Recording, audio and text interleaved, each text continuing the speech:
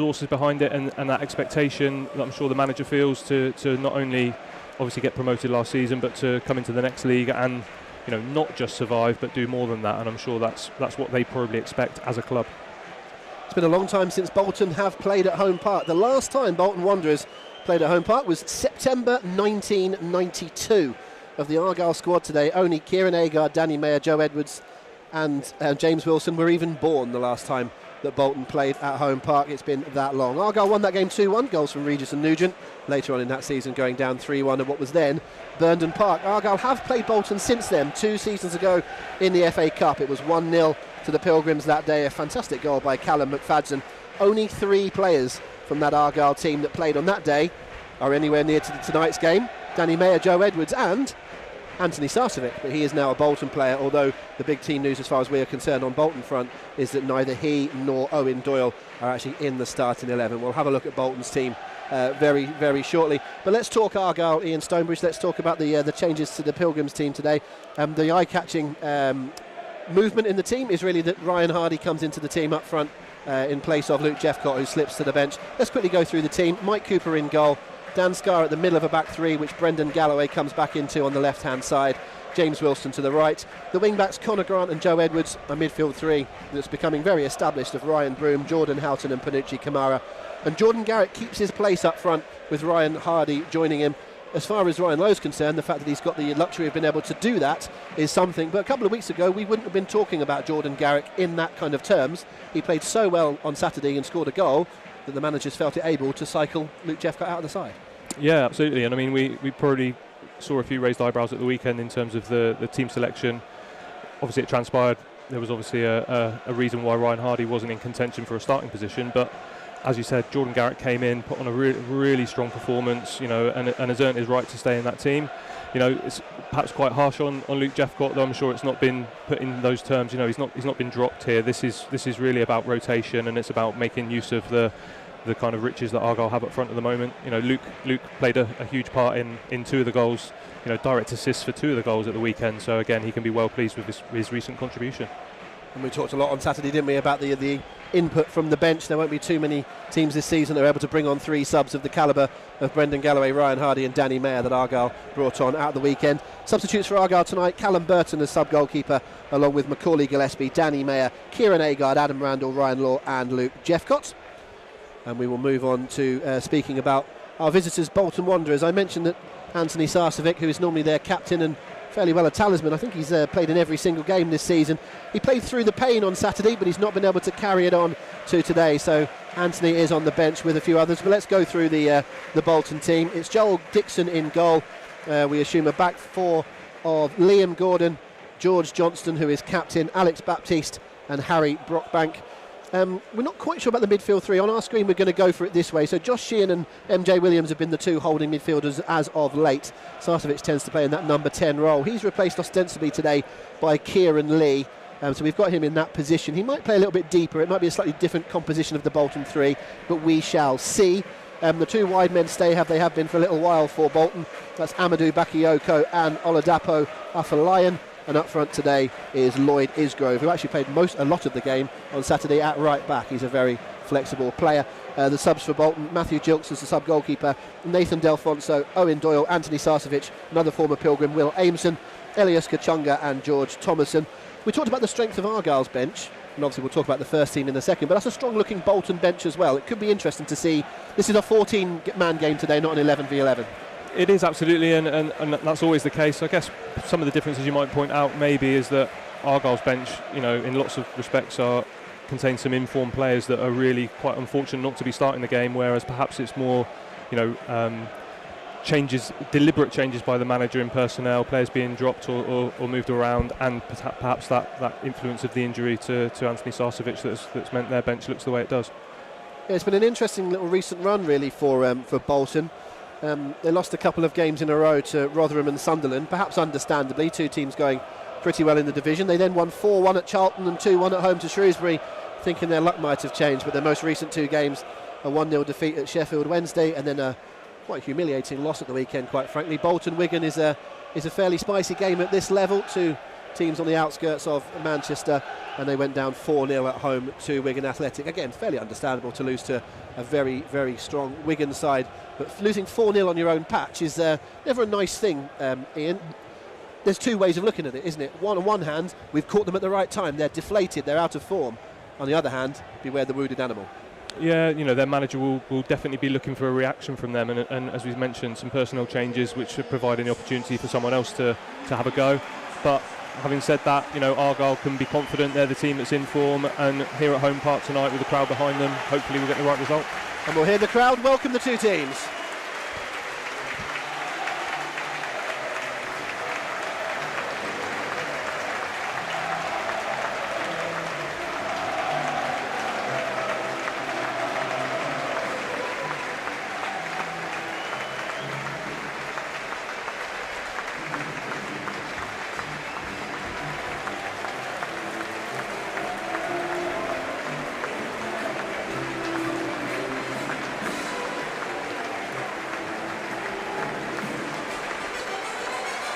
Plymouth Argyle and Bolton Wanderers wander to the halfway line for tonight's game.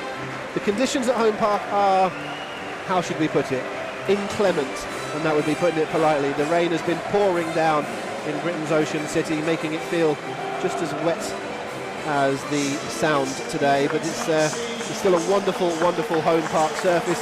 If anything, the rain might improve it a little bit because it might allow the ball to skid off the grass, and I don't suppose either side will be looking for that to be any sort of excuse, although it might be worse for the fans in the front rows than it might be to be on the pitch. What's it like, Ian, to play in this kind of environment? Do you just not notice it after a while? You just, as Andy McDowell famously once said, if you're that wet, you just keep on getting wetter and you don't notice it. Paraphrasing. Yeah, I think as long as it doesn't affect the conditions of the way the pitch plays, you know, which it doesn't have the appearance of doing that so far, then for the players they'll be focused on the team. You know, I think certainly my experience with the pitch wasn't quite as good as the surface that Home Park now has. So yeah, it might have affected it a bit more back then, but it's looking lush. It will be slick, as you said, and that might well suit Argyle's attacking style tonight. Argyle in green shirts, green socks and black shorts. Bolton in their traditional looking colours, white shirts with navy shorts and white socks as well, as the two captains do what they need to do in the centre of the pitch. And there's a quick look at the Devonport end, fairly well full to bursting. I look forward to finding out what tonight's crowd is. Every single crowd at Home Park so far this season has been into 5 figures or more, and I believe that will stay tonight. A fairly decent away turnout and an exceptional one in the home stands as well. There might be a few of you knocking around this evening that might have looked out of your window and chosen not to join us. If so, that's perfectly understandable, and we hope that you will enjoy tuning in from wherever you are in the world and you haven't got to Home Park this evening. But those inside are in very, very fine voice. They're also very, very confident, as they should be. Argyle unbeaten here in the league so far this season, and they will hope to continue that this evening.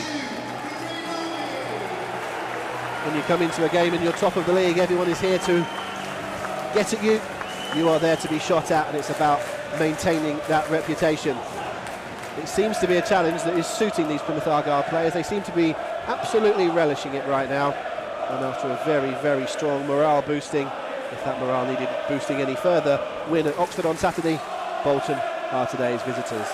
The players take a knee should they choose to. It's a very strong reception, overwhelmingly positive. And it'll be Argyle to kick us off this evening. Jordan Garrett, playing up front again, has the duty of having the first touch of the ball. There's a fantastic noise inside Home Park. Garrett knocks it back to Houghton, and he clips it down the left-hand side, looking for the returning Ryan Hardy. Leads to an Argyle throw on the left-hand side. People always talk about, mainly fans I would say, Stoney, talk about Home Park under the lights. What was it like as a player? Did you prefer Tuesday night games, Wednesday night games?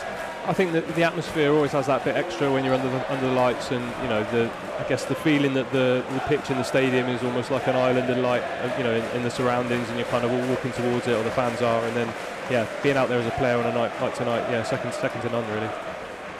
Argyle had an early free kick for a little trip on Conor Grant. They've kept the ball moving from the kick, and they go long. It's returned, but Houghton, using great strength and body positioning, holds it off down the channel from Wilson. The loose ball knocks around in the centre, picked up by Edwards. Ryan Broom has it. There's space to his left for Conor Grant, which is where Broom goes. Grant looking to get at Brockbank. Tries to get outside and gets the cross into the near post, didn't quite find Hardy. Covering around was Baptiste, and Argyle have an early corner, pretty much exactly a minute into the game. Corner for the Pilgrims, engineered from the first real attack. Well, Argyle's first attack on Saturday, you could argue, was after about 11 minutes, and it led to an equalising goal. Such was the slow start, but the other 79 minutes after that were pretty darn good. The Pilgrims got 3 points. Even so, you'd still rather take the lead or start brightly if you can. Here's an Argyle corner. Jordan Houghton's attack from the right-hand side. Sends it into the near post. It's hit a Bolton head. Goes behind for another one. Wasn't really too many Argyle players bursting in there, so I'm not sure if either the message came across wrong or it wasn't quite the delivery that Jordan Houghton was going for, but he gets another go. Similar setup, Argyle with 4 or 5 men around the penalty spot. Houghton steps up. It's a bit wider this time. I think it was Galloway that got there first, but it goes plenty over the top and leads to a corner. Nothing comes of those, leads to a goal kick, sorry. Nothing comes of those two opening corners, Ian, but always nice to get the first little jab in. Yeah, it definitely is. You kind of see perhaps a little bit of the impact of the conditions there, where that first near post header from Bolton, where the ball kind of skids off, and it's much harder to get a cleaner contact on the ball in these conditions. So, you know, that might be a key feature tonight. Not just the rain, but also plenty of breeze as well. Bolton with a long ball forward. It's flicked on. Cooper has to come right to the edge of his box to pick it up. It was a nice touch by Lloyd Isgrove. It was picked up by... Sorry, Isgrove was the one chasing it. It was a little flick on in front of him by Afolayan, who appears to be playing through the centre. He's been playing with decent effect wide, has Afolayan, but he's playing through the middle tonight. Long from the back from Cooper. Again, it's missed a couple of people who misjudge it in the air. Covering around is the experienced Alex Baptiste, but it is to another Argyle throw. We'll give ourselves another couple of minutes, Ian, and then we'll see if we can just get the composition of the Bolton midfield, because we're not exactly sure how they were going to line up, but bear in mind the next time it's a bit quiet, we'll come to that. Argyle with a throw up the line. Doesn't really come off. Edwards wins it back, but I think it'll be a Bolton throw, and it is.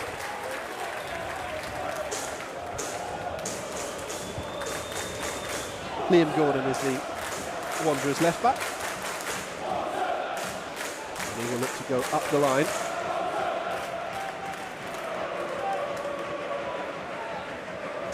Flipped on, he'll find Scar, who returns it down the right-hand side over Gordon's head, but he'll allow it just to go out for another throw-in. So as the two teams are sort of settling into their positions, Bolton tend to play a 4-2-3-1. We just weren't sure about the composition of that midfield with Kieran Lee, who's a more defensive-minded midfielder normally. How do you see their early line-up here, Ian Stonebridge? Yeah, again, what we can see so far is them kind of matching up man for man, but clearly until Argyle have a bit more possession, it's quite tricky to see how that might change slightly when Argyle are in possession. Here's MJ Williams, who's one of those defensive sitters. He certainly looks the deepest of the three. And he lays it off. It's then played down the channel, picked up on the right-hand side. Nice interchange by Bolton here. Isgrove, heavy touch from him, taken off him by Galloway. Garrett tries to get it and spin. Doesn't quite come off for him, and it goes through to the goalkeeper. Yeah, we can see in possession there. It does look like it's more of a one and a two. So one sitter, but then again, quite fluent, and the teams are probably quite flexible in terms of what they do to get on the ball. Yeah, it looks like MJ Williams is a bit deeper, doesn't it, with Sheehan and Lee a little bit further ahead, but I imagine they will cycle round as they need to. Edwards wins a header for Argyle, down the right-hand side, inside the Bolton half. Nice touch infield by Kamara. That was appreciated by the crowd, if they could love him any more. Now Broom out to the left for Grant. Whipped it across, Ryan Hardy! Oh, he didn't get there.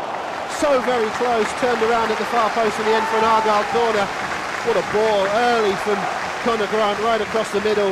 Ryan Hardy's pretty tall, he just needed some Inspector Gadget legs to get there, but it was a great Argyle move, wasn't it? It was. Great little flick inside from Kamara, which really changed the play and caused Bolton the problem there, and a fantastic ball flashed across the front, just too far away from Hardy there. Lovely swift break from the Pilgrims, leads to a corner which Grant will take from the right-hand side, left-footed. In swinger, sent to the far post. Scar will meet it, heads it back across. Is it turned in? It is!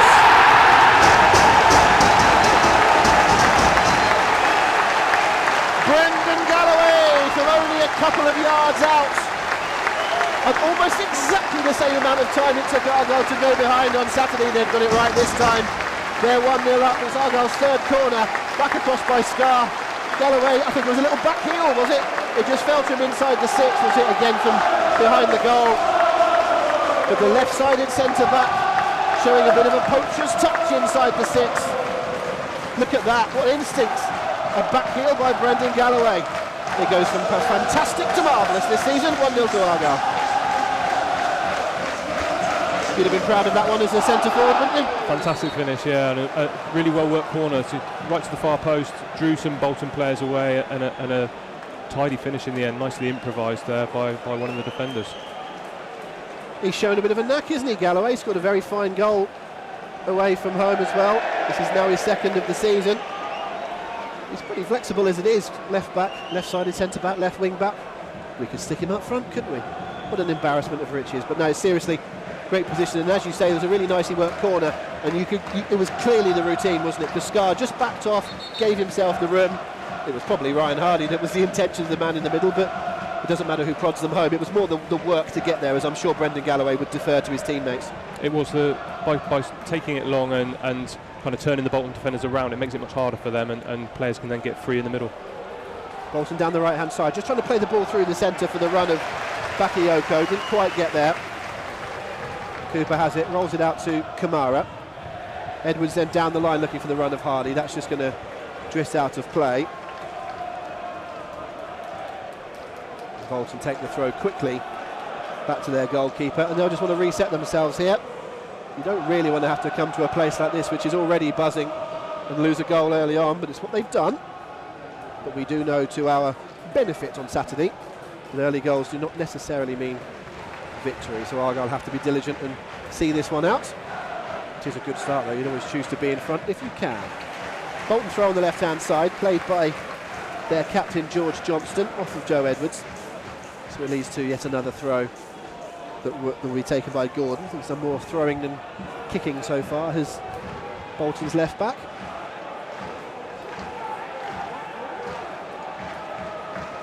Comes in field, does Gordon, plays it to Williams, turns it down to Baptiste. Now Brockbank has to go back to his goalkeeper.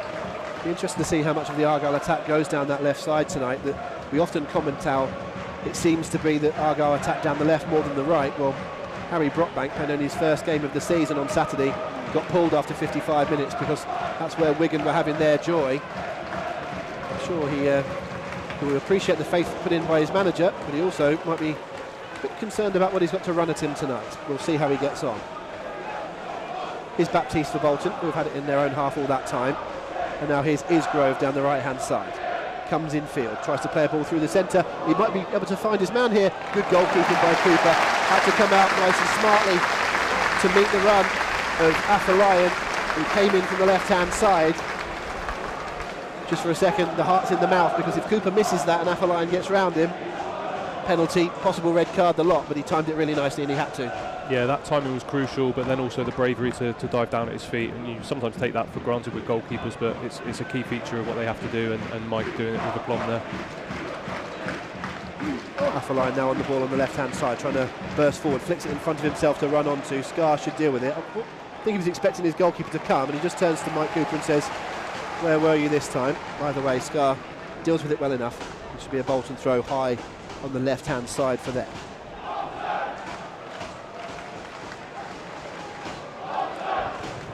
Gordon again to take it. This throw-in is probably only about 10 yards or so from the corner flag. Bolton looking to really get back in the game nice and quickly. Here's Gordon, has to cut in field, squares it to his fellow fullback, Brockbank, who's a long way out, but he is shaping to try and shoot. Plays it down the channel. And they get the cross in from a position. This time Galloway, having put Argyle in front, is doing what he's known for, defensive duties. Grant clears. Will fall on the right-hand side to Isgrove. And this time it's a combination of Broom and Grant to get the ball clear. A couple of shouts for a handball by Johnston. I don't think it was. It will lead to Bolton having the ball at the back. Williams to Gordon, and then back to the goalkeeper again. It's all about response, I suppose, isn't it, Ian, when you go 1-0 down, and Bolton will be trying to take a page from Argyle's book at the weekend, because it was only about 6 minutes that the Pilgrims were behind for at Oxford. It's really all about your response when you go behind so early. It is. So they're trying to be positive here, but Argyle have pushed up and they've actually organised themselves really well here. So they're not giving Bolton an easy route up the pitch at the moment, which is obviously good to see from Argyle's perspective. Ball is with Baptiste. Has his head up. I saw a run in the right channel by a couple of Bolton players there. One of them coming across is Bakayoko. He goes down in a bit of a heat with Scar. They look like they're trying to move their front three around a little bit. Bakayoko seemed to start off the left-hand side. Now he's playing a bit more centrally. I don't think there was anything given there, was there? Was it? Or was there? Yes, there was. I thought for a second they'd just allow it to go out for a throw. It actually is a free kick. But he's well built, is Amadou Bakayoko, playing through the centre, experienced as well. He played for a few teams, including Walsall, Coventry and others.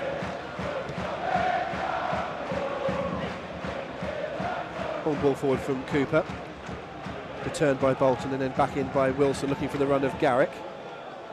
No one able to really get hold of this ball at this stage. Wilson just holding his man off. It will lead to an Argyle throw on the halfway line. It's not been really an open, free-flowing game so far. Obviously, we're very happy that Argyle are 1-0 up, but it's not really, the game hasn't really started yet. No, and I mean that one move of quality really from Argyle to shift the ball across, which I think eventually led to the corner that they scored from. Correct. Other than that, it's taken a little bit of time to settle down, which perhaps to be expected given the conditions. Houghton picks the ball up in midfield. He had to be accurate there, playing it all the way back to Cooper. Did so well, and Cooper is able to shift it to play to Galloway. Pressure all the way, and that maybe tells a little bit because Galloway's ball to Broom didn't quite find its target. Bolton have it. Argyle are able to scramble a wee bit and get them green shirts back, all of them behind the ball just before Bolton had a chance to break. But the visitors have kept the ball and they move it via Brockbank to Isgrove off the right hand side. Back to Williams, who is the deeper of the three into the centre of midfield. They'll want to get the ball to him to start things, Will Bolton. They've had to go back to their goalkeeper there, which is a testament to Argyle's shape and work rate. Baptiste will try again from the back. He's into the team today. They're missing Santos, who is a linchpin at the back for Bolton, was their player of the year last year. He's suspended, he's picked up 5 bookings already, so Baptiste has had to drop in there.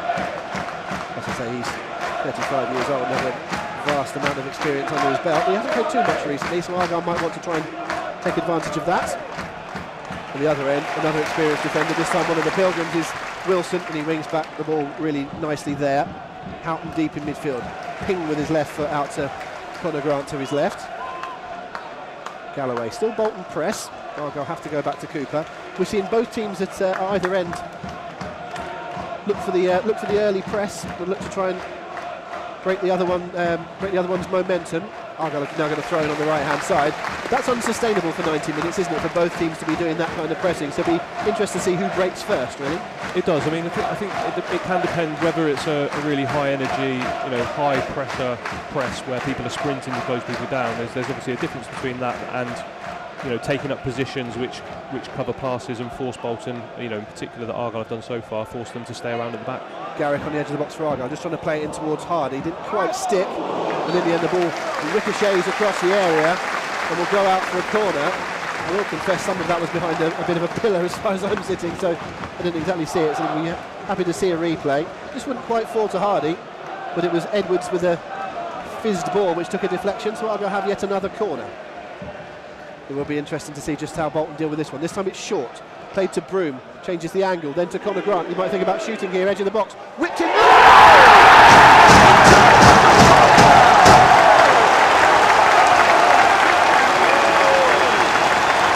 The quick corner, Bolton unawares, they didn't have time to get to the edge of the box. And Conor Grant, who loves a long-range effort if he can, skims one along the wet home park turf and beautifully into the corner. It's Argyle 2, Bolton 0. Conor Grant has the goal within a great 15 minutes. What a fabulous start to the game. What a hit by Conor Grant, clean as a whistle along the deck and into the corner.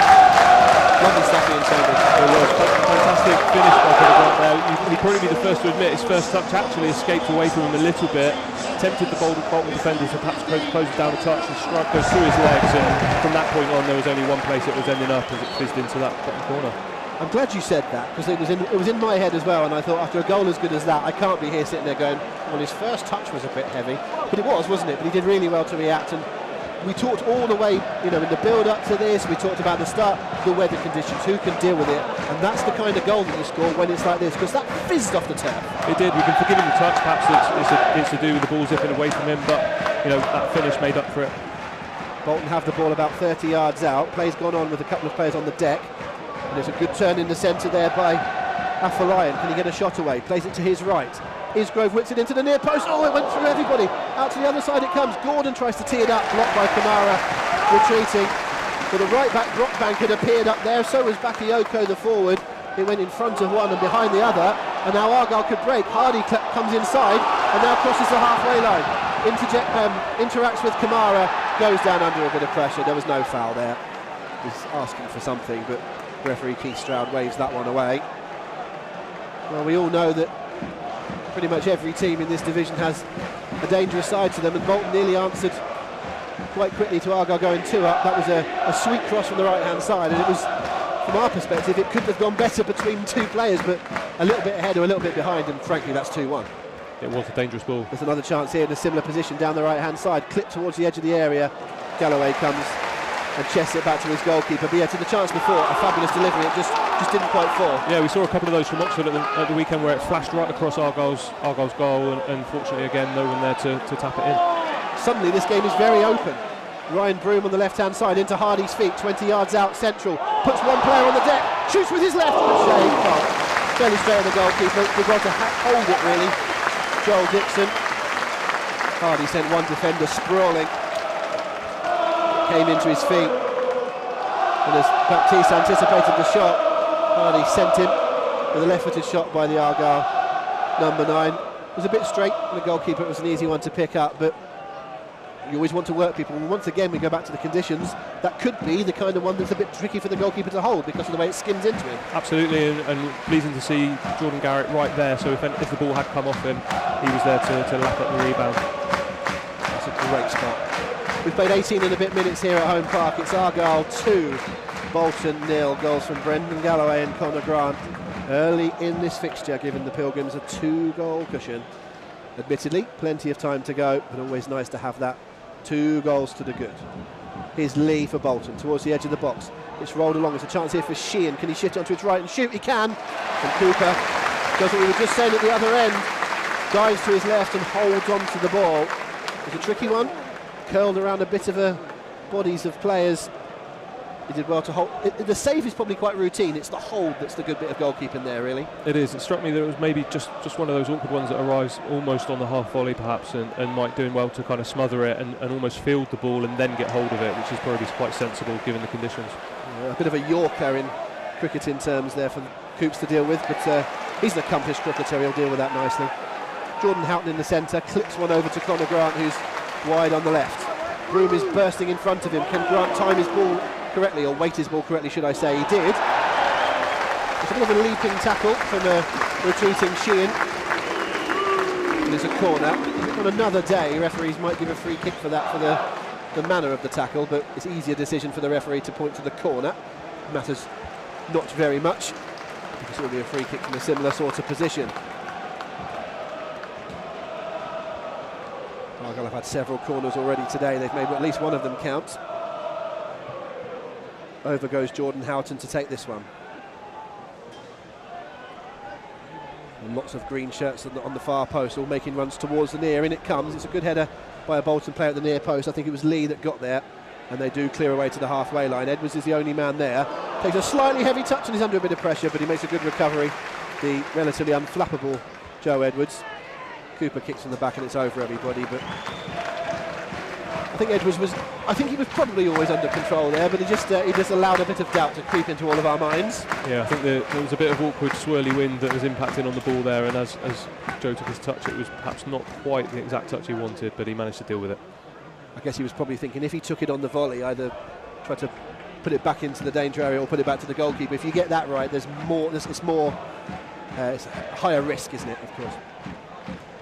Bolton have it on their left-hand side.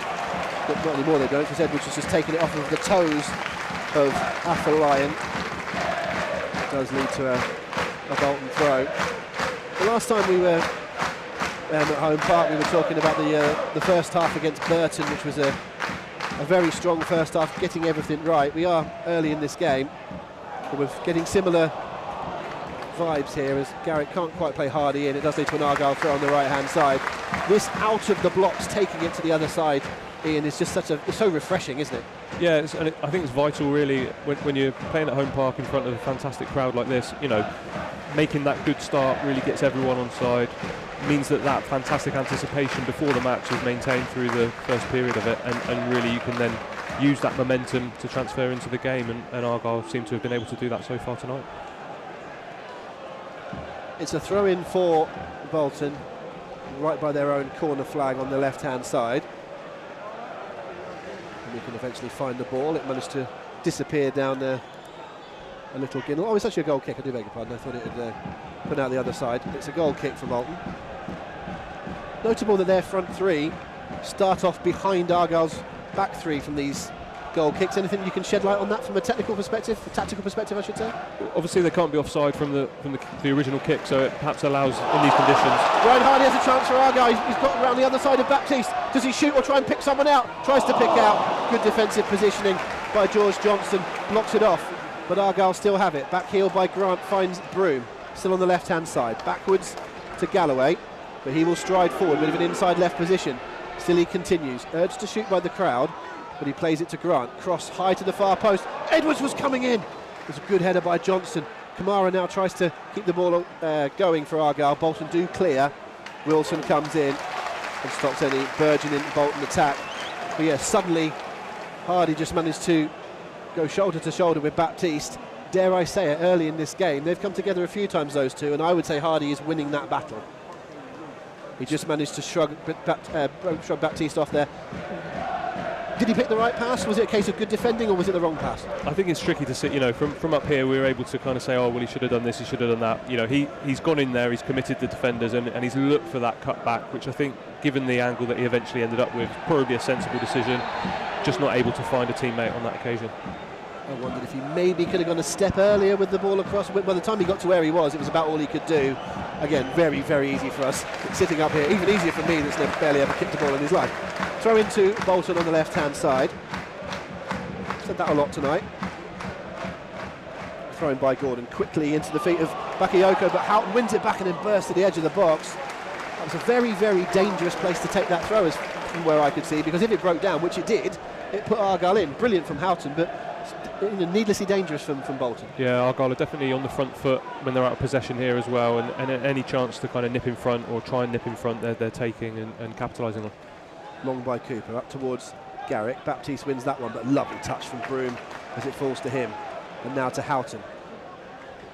Wilson, he's going to look for a diagonal ball towards Conor Grant, who's always available, and there he is. Lovely ball from Wilson. Hardy in the centre, Garrick on the edge. There's a bit of a heavy touch from Garrick. I'm not sure if he was trying to bring it down or play Broom in. Either way, it didn't quite work. A rare bad touch from Houghton, but he combines with Galloway to win the ball back for Argyle. As soon as they lose it, they get it back. Such an important part of midfield play. Broom, Grant outside of the foot. I think Garrett might have been offside, but the flag stays down. Gets to the edge of the box. Broom is joining him. Will he tee him up? Ryan Broom into the area. Just wasn't quite set for him. Still live though. Edwards down the right hand side. Several in the box to aim at. Hardy's one of them. Hits it on the turn. Might fall to Garrett. Oh, two great blocks there from Bolton defenders. Comes to Grant. Miles out. Shoots deflected. Corner. Where to start there, Ian Stonebridge. Chance after chance. I thought Garrett was offside. It wasn't given.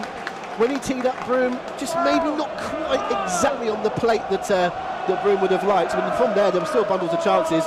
Credit to the defenders for putting some bodies on the line there. Yeah, it's those conditions where that pass either needs to be right in the right spot, and then when Broom has to have his touch, it slips away from him a touch, but plenty of chances coming Argyle's way. He would have wanted to hit it first time, I think, wouldn't he, Ryan Broom? But it's led to a corner, though, and it comes from Houghton. Good header away by Bakayoko. Straight back in by Broom. Took it early, didn't quite connect. It was again, a very high tariff thing to do. He's a very fine player, Ryan Broom, with a wonderful right foot, but that would have taken something exceptional to score from there. But I guess it shows the confidence that this Argyle team are playing with. We've played 25 and a bit minutes, well, nearly 26 minutes. Argyle 2, Bolton 0. I mentioned after about 12 or 13 minutes this game hadn't really started. Oh boy, since the second goal have Argyle been, boosted with even more confidence as they continue to go forward, searching for a third. Yeah, they have, and I think the management team will be dying for them to get more goals here. 2-0. Yes, it's a nice cushion to have at this stage in the game, clearly, but they'll want even more to put this game to bed as early as they can. Brockbank for Bolton. Back to Baptiste. Pressured by Garrett. Finds the ball to Sheehan. He's got Houghton with him all the way. I think the referee will give a free kick. He will. It was actually Lee, not Sheehan. I do beg your pardon. But Houghton tracked him a long way, but just was a bit too physical, according to the referee. Williams into the feet of Bakayoko. Over the top, looking for the run of Afolayan. Didn't quite find him, but the loose ball will fall to a white shirt. Down the left-hand side is Gordon attacking. Not a bad area for the cross from the far post. Hit back across the middle, and all Wilson can do is just knock the ball out of play. He's gone after a couple of his teammates for something, James Wilson, but all he could do was turn that round. In the end, they just lacked numbers in the centre there, Bolton, because two reasonable balls across the area, but no one really to threaten. Yeah, it switched side to side so quickly that Bolton's players weren't able to commit and get players in the box to be on the end of them. They do have a corner though from the left-hand side. Sheehan to take, goes short, gets the 1-2, but the return pass to him is too heavy, and in the end he has to keep it in on the touchline and go all the way back to the halfway line. So when you're 2-0 down, you don't really want to throw away chances like that, but Gordon's done well to come back into a good position. Afolayan ran into Garrick after playing it away, but Bolton still have the ball. Brockbank tries to play it for the run of Lee down the right-hand side, but calmly and confidently seen out by Conor Grant. And he gets a slap of the hand from his fellow former Evertonian, and indeed fellow goalscorer tonight, them doing their defensive duties well there. From a Bolton perspective, that first corner that didn't really lead to anything, when you're in that position, you need any little chance you can get, and it'll be frustrating for Ian Evatt, sitting in the stand as he is tonight with a touchline ban, to see that kind of thing going on. It will, yeah. Obviously, by taking a short corner, you're kind of looking to change the angle and shift the players in the box, and making a waste of it like that is not really helpful. Long ball from the back, looking for the run of Hardy. Good covering by Johnston. Sees it back to his goalkeeper, and Bolton do well there, calmly see that away, because there could have been a bit of a danger for Ryan Hardy. It didn't in the end materialise. And the ball is back with Joel Dixon inside the penalty area. Reaches the halfway line with his kick. Argyle find the loose ball. Was that a foul on Broom to get the ball? No, nothing given. Similarly, nothing given for the physicality of Kamara, so it could have been a free kick either way there. Referee consistent, allowing it to go on.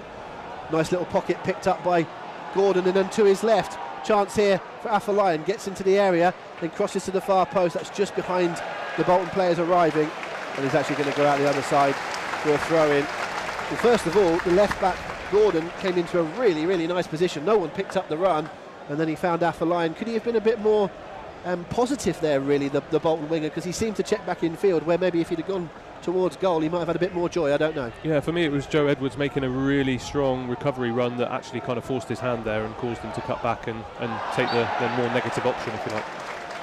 Garrick spins away from a couple in the centre and is only stopped by Bolton hauling him down, yards away from the referee, who is keen to give a free kick. Argyle take it short. Scar has it under a slight bit of pressure. Wilson then into the feet of Garrick. Made a very impressive starting appearance on Saturday, scoring and playing well up front, so much so that he's kept his place, Jordan Garrick. Luke Jeffcott on the bench tonight, no doubt we'll see him at some stage. Garrick helps to win Argyle a throw in on the right hand side, taken short by Edwards to Wilson, going for that big diagonal again. Will it reach Grant? Not quite. Is Grove tracking back.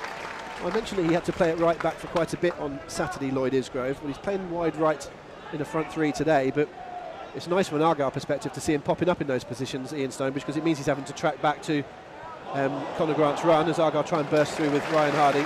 Doesn't come off.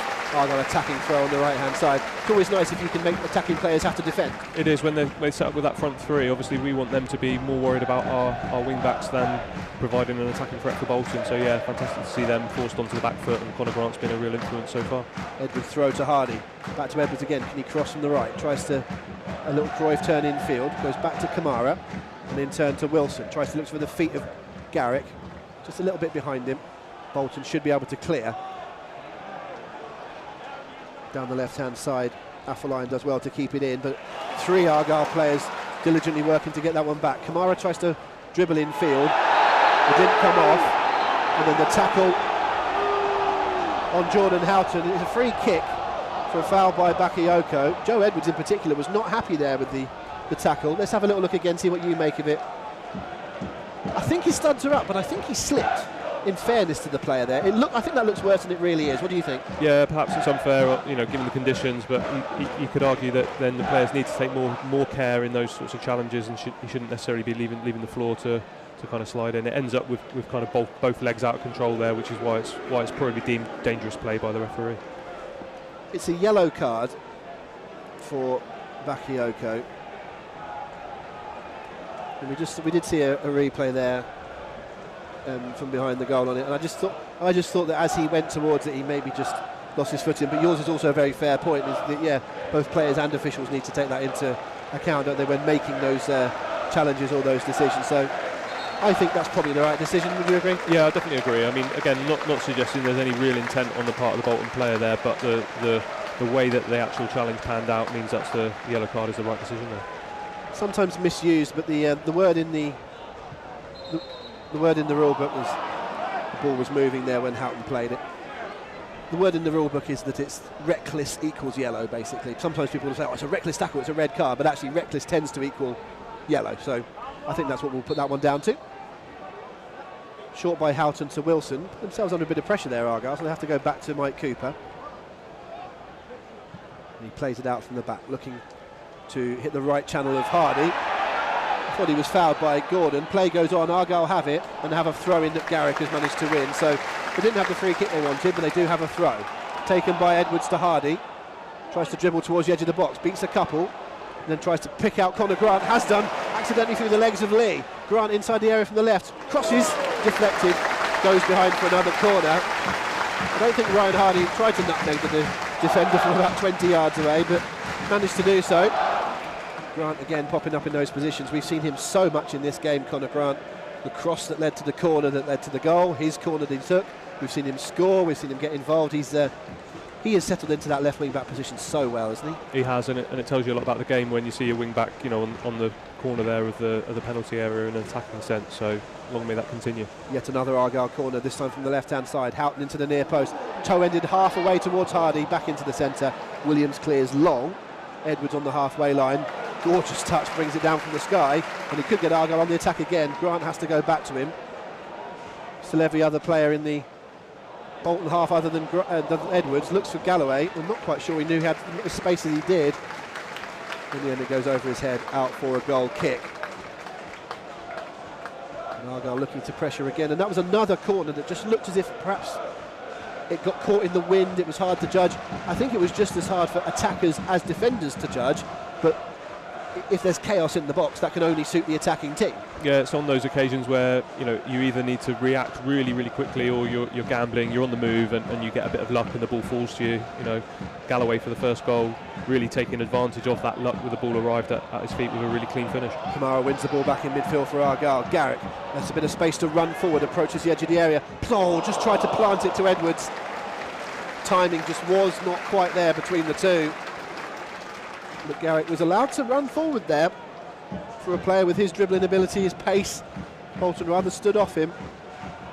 And I think, in my eyes, he took an understandable option trying to find Edwards. It was just sheer communication, or maybe in the weight of the pass, but it was probably the right ball, wasn't it? He's right to try it, definitely, in that area. It's a risk worth taking. It's a ball that has to be really, really precise, and in the conditions tonight, getting the weight of that right will be even harder than usual. Foul by Galloway on Isgrove, just inside Bolton's own half, so they'll take a free kick from quite some way back. They do it short as well. There's a bit of consternation inside home park because he took that quite a bit away from where the foul was, and I think some suggestion that if the ref was picky with Houghton, he should have been picky there with Bolton. Kamara wins it back and bursts forward down the right hand side, plays it square. Oh, it was behind Hardy and Broom. Hardy's won it back though diligently. He's got Grant to his left, Broom in front of him. Chooses Broom. Grant is making a run in front. Broom tries to use it as a decoy. His touch was heavy, and Bolton should bring this away, and Galloway is beaten by Isgrove. No foul, says the referee, as Isgrove goes to the deck. And Isgrove was late on Broom there. I think it's a free kick. That was sheer frustration from having not got a free kick. He then rather compounds his error and gives one away. It was really just a run into Broom, wasn't it? There was not much in that other than just carrying on his run when he probably could have stopped it. Yeah, on that first one as well, Isgrove expecting. Houghton's taking a quick free kick into the box for Hardy's offside. Offside. Argyle looking for the quick one, but it didn't quite work. I noticed then, obviously that was offside, it didn't quite work, but I've looked down to the touchline. Ryan Lowe's reaction was hands above the head, applauding. It didn't come off, the run wasn't timed, but he obviously liked that kind of free kick to try and catch Bolton unawares. Again, like that last ball from Garrick in that area of the pitch, it's definitely a risk worth taking. If that comes off, Hardy's clean through on goal, perhaps with a chance to make Argyle 3-0 up. So very, very much worth trying. Yeah, if you do that 10 times and it only comes off once, it's still good enough, isn't it? It's a fair enough ratio. As you say, little risk. Bolton clip it over the top. Brockbank looks for a runner, but his runners aren't that quick. It falls to Cooper. He's bowled it out to Wilson, who didn't have too much space. So back to Cooper, and then the kick to the halfway line. Flick on by Kamara, on by Garrick to Hardy. Plays it through towards Garrick, who's managed to bundle his way into the ball. Kamara, edge of the box, tries to curl one from distance. It was straight at the goalkeeper, and it's easily dealt with. And Argyle again finding that burst. It's not a coincidence, is it, when Argyle tend to burst forward like that Panucci Kamara is usually at the heart of it. No, and again, you can see a couple of perhaps fortunate bounces, but Argyle making the most of them because they're the ones on the front foot, they're the ones pushing forwards, they're the ones making the positive run. So again, Argyle making the most of the luck that comes their way there, and perhaps Conor Grant might think he should have been played in on the outside there. Gordon coming off the left-hand side for Bolton. Decoys his way through and manages to burst all the way through the centre. Tries to play it in behind Galloway, who's trying to calmly dribble away from Isgrove. Too calm, because Isgrove wins it back, gets the cross into the centre. Scar meets it, positioned well as he often is. On the rare occasions Bolton have got forward, left back Liam Gordon has been at the heart of quite a lot of it. Burst forward there. I think there were lots of defenders that just assumed at every point that Gordon was going to lay it off at some stage. But the left back, who was born in Croydon but has 7 caps for Guyana, trying to burst forward into a good area there. He continues to look a threat. Bolton have the ball in an attacking position. Goes back to Sheehan. Down the right hand side is a position here for Brockbank to cross. He's got lots and lots of space. Picks up the ball to the far post. Edwards does his job as a full-back to just ease Afolayan off of it, and Argyle can try and break. I think Afolayan feels that he was pushed in the back. I'm going to go with that just being good physicality. Houghton clipped in the midfield, and Argyle have a free kick. Good defending from Edwards. Yeah, it was. Again, when a kind of leaning into a player becomes a shove is obviously in the referee's eyes to make that decision. But on that occasion, just easing out the attacker. Perhaps if I was on the other side of that, I might be moaning about that in a different way. But good for Argyle on that occasion. Good defending. I think as a percentage thing to do, you won't get a penalty given against you often for that, will you? You're right, some referees will do it, but it'll only be a couple in every 10, I think. No, and if there was anything there, it was really subtle enough that the effect on the player didn't look like that much. So again, the referee not really interested there. Hardy for Argyle, a long way out, shaped to shoot, played it to Kamara. The ball down the left is on to Grant. It was good defending by Isgrove, to be fair. Kamara slightly telegraphed it, but it was still some defending had to be done, and Isgrove did really well. Not only did he get it, but he cleared it, and then Galloway does his own piece of stylish defending. Wins the ball back easily there. And now he has the ball at his feet. Played to him by Jordan Houghton.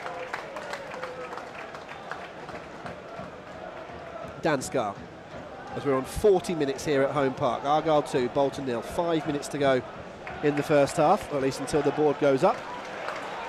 And once more the ball is with Galloway, as Argyle just kept it in their own half. Scar this time. Maybe just some signs of the pace of this game, which has been fairly frantic over the last 20-25 minutes, settling a bit as we approach the interval. Long ball towards Hardy. He didn't really chase that one ahead of Baptiste, just let the defender have that one for the time being. You win this round. Long from Dixon, caught in the wind, headed by Broom, picked up by Kamara, then Houghton. I think he wanted to play it to his right, but saw the referee in his way. In the end, flicks the ball into a channel, asking a lot of Kamara to get there, but he has to put the player under pressure. Sometimes you can't win those balls, Ian Stonebridge, but actually what you can do is put some pressure on, and it's led to an Argyle throw in a good area. Yeah, he chased it with real intensity there, forced the defender into a decision, and Argyle get possession up the pitch. And they also win a corner, the throw-in into Garrett. Garrett holds it, and forces a Bolton player to just get a little toe on the ball. It leads to a yet another Argyle corner. I'll tally them up at half-time. I think we're up to about 8. It's going to be a corner that Conor Grant is going to come across and take. Did so in the... I'm trying to remember what minute it was now, about the 6th minute of the game to good effect when he led to Galloway's goal. As he got another one in him. Grant whips it in. Again, it's to the far post. Again, it's to Sky. It's a repeat of the performance, except this time Bolton headed away. Bolton not learning their lessons. Dan Scar finding space. Now he's crossed it. It might fall to Kamara. He thought. Now, if I said earlier on that the effort from Broom was ambitious, this was even more so from Kamara. It's actually stayed in though, and another delivery from the left-hand side. This time it's over hit and out of play for a goal kick. Panucci Kamara is a man in form. He's a man with a couple of goals at the weekend, and he's a man with confidence. That, though, was outrageous. that had gone anywhere near the goal. Again, you could argue he's in the box, he's in front of the goal. If he tries to take a touch there, given the conditions, he's likely to slip away. So, no, I don't think I'd blame him for trying his luck there. I reckon I'd have been doing the same. I don't blame him at all. We saw the headlines. It's the kind of thing you do when you're 2-0 up and not 2-0 down, I suggest. Here's Mike Cooper for Argyle in his own area. Patient, looking for a run, and clips the ball towards Edwards, who heads on towards Hardy. Stops in his tracks, but Edwards picks up a loose ball. Great tackle, actually, from Kieran Lee, who managed to get hold of the ball for himself. Afolayan into Williams, who's under pressure, and Garrick had read that. That was unlucky for Jordan Garrick, who knew where that was going. It was only because Williams mishit it that Jordan Garrick didn't intercept it. 2 wrongs making a right there for MJ Williams. Here is Josh Sheehan on the ball now, turns infield, looks up. Hasn't got too many options, but he finds Afolayan coming off the left-hand side, who tries to direct it to his right. Isgrove inside the area to his right. Only got one in the middle, but he could cut it back here to Afolayan. Does so, shot deflected. Argyle partially clear. Falls to Sheehan, who thinks about shooting and then plays to Brockbank. About 30 yards out on the right-hand side, goes wider to Isgrove. Shapes the cross, cuts in field, plays it into the feet of Lee. Back out to Isgrove, cross comes in, headed out by Galloway, and then long by Conor Grant. I often hear mantras from players, particularly defensive players: stop the cross, stop the cross. If you can't stop it, you need to cut it out as soon as possible, and that's essentially what Argyle did. Yeah, they readjusted each time the ball was recycled there, and although Bolton did quite well to keep the ball alive and keep the threat there, Argyle dealt with each one and eventually getting a good clearance. Defenders are precious about their box, aren't they? They don't want anyone to encroach on their territory. Good defenders, anyway. No, and Argyle's back 3, in particular Dan Scar, they're quite dominant when the ball goes in there. So again, we can be confident we've got that sound foundation behind the team now. Yeah, you rather feel it's his yard, don't you? That penalty area.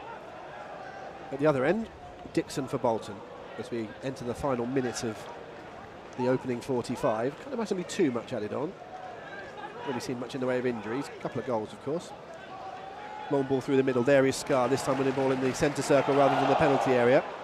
It eventually falls to Wilson, who looks high towards Ryan Hardy. Nods it down really nicely to Broom and then out to Conor Grant. One more chance in this half, perhaps. Grant plays it in. Kamara arrives. He just didn't quite get enough on the ball to the header. I think it's a goal kick. Argyle players want a corner, particularly Kamara, who's rather outraged. That was a tough one as he ran in there to try and time it, but we spent all Saturday talking about it. I don't mind going on about it again. That timing of Panucci Kamara there again to see. Yeah, really good run, getting forward and supporting the forwards there. Really quite hard to get enough power on that header to really threaten the goal there. 2 minutes signalled by the 4th official, of which we played 10 seconds or so of added time as Scar wins another one back there. That was important because had Bakayoko been able to play that round the corner, there was a great opportunity for Isgrove. He wasn't allowed to because Scar won it back. And now Broom, Grant and Hardy between the three of them. Didn't quite burst through, but Grant wins it back, and now he and Hardy with a 1-2. Grant down the left-hand side, clips the cross in. Kamara's in there again, didn't quite fall for him. Might fall for Joe Edwards. Turns in field, shoots left-footed, good save. That was sneaking inside the near post, and Joel Dixon had to get down very suddenly to his left. He's made a couple of saves today which I've described as rather routine. I would say that one was the pick of the bunch. That was an excellent save. It was a really good save. Fantastic interplay down the left-hand side for Argyle, and Joe Edwards doing really quite well to make a little bit of space, and then a shot in at the near post, keeper getting down smartly to save it. And it definitely was going to sneak in from the position that we're at in the commentary position. We were right in line with that, and that would have snuck in the near post. Argyle corner taken short by Grant to Broom. Back to Grant again, changes the angle, whipped him with his left foot. What a gorgeous ball into the far post that was. I think Conor Grant has every right to look a bit bemused at why there was no one attacking it. That was such a nice area, but in the end everyone had just made a run slightly prouder of the ball, and it goes beyond. But I think it's been his first half, Conor Grant. Yeah, as we mentioned, he's been really influential. You know, obviously getting his goal, but really his delivery into the box has been dangerous on a lot of occasions. Argyle just perhaps needing someone to gamble and make a more positive run there to get on the end of it. Not long to go in this first half. Bolton have the ball in their own penalty area. Unless they can find something in the next 10 seconds, they're going to be going in 2 goals down. Galloway wins a header on the halfway line, picked up by Brockbank. Looks up, not many options, has to go backwards to Baptiste, who has the ball in his feet. As the referee sounds the half-time whistle, and it's another very, very positive Argyle first half. A goal after just 6 minutes or so from Brendan Galloway, showing great anticipation to get onto the end of a Dan Scar knockdown, and then back heel Argyle's opening goal, and then a goal of class by Conor Grant, in fact rolling the ball in from the outside the area, along the grass and into the bottom corner to give Argyle a 2-goal lead, which if anything they've looked like increasing as the first half has gone on. Bolton have had their moments, but Argyle have had more. Ian Stonebridge, another very, very positive opening 45 minutes. Yeah, it was just what we wanted really. There was lots of anticipation before the game, fantastic crowding, brilliant atmosphere despite the rain, and Argyle really in that first half, perhaps after a slightly cagey opening few minutes, really putting their stamp on it and 2-0 up, which they can be really happy with. Yeah, 2 goals for Argyle in this first half. Hopefully we can maintain that with another 45 minutes to go, but another very positive first half tonight, Erin. Yeah, absolutely. Thank you very much, Rob and Ian. It's wet, it's windy, it's a bit cold up here, but none of that matters because Argyle are ahead 2-0 up. Ian, you predicted this when we spoke before the match, so I'm very pleased that your predictions come through. Hopefully Argyle can hold on into the second half and maybe even increase their lead. For now though, let's take a look back at those highlights from the first half. Rob, Ian, talk me through them. Yeah, and we'll see some goals early on in these because of Argyle's fast start. I'm hoping we see a couple of the builds that led towards, and this is the build. Yeah, this is the build-up that led to the corner. No one quite getting onto the end of that one. Hardy coming in, but there was already a classy move before this goal, which is from the corner. Ian, talk us through it. Yeah, we mentioned it going to the far post, and because the Bolton players are drawn towards the ball as Dan Scar heads it back across, they then lose their markers in the middle.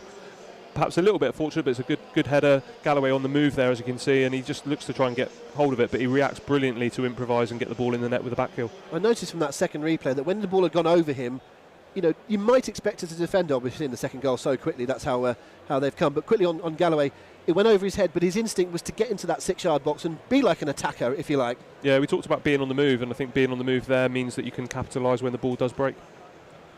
We just saw Conor Grant's goal. We shouldn't gloss over that either. It was a very controlled finish from Conor. He's got a lot of different goals. He scores a lot of them from distance.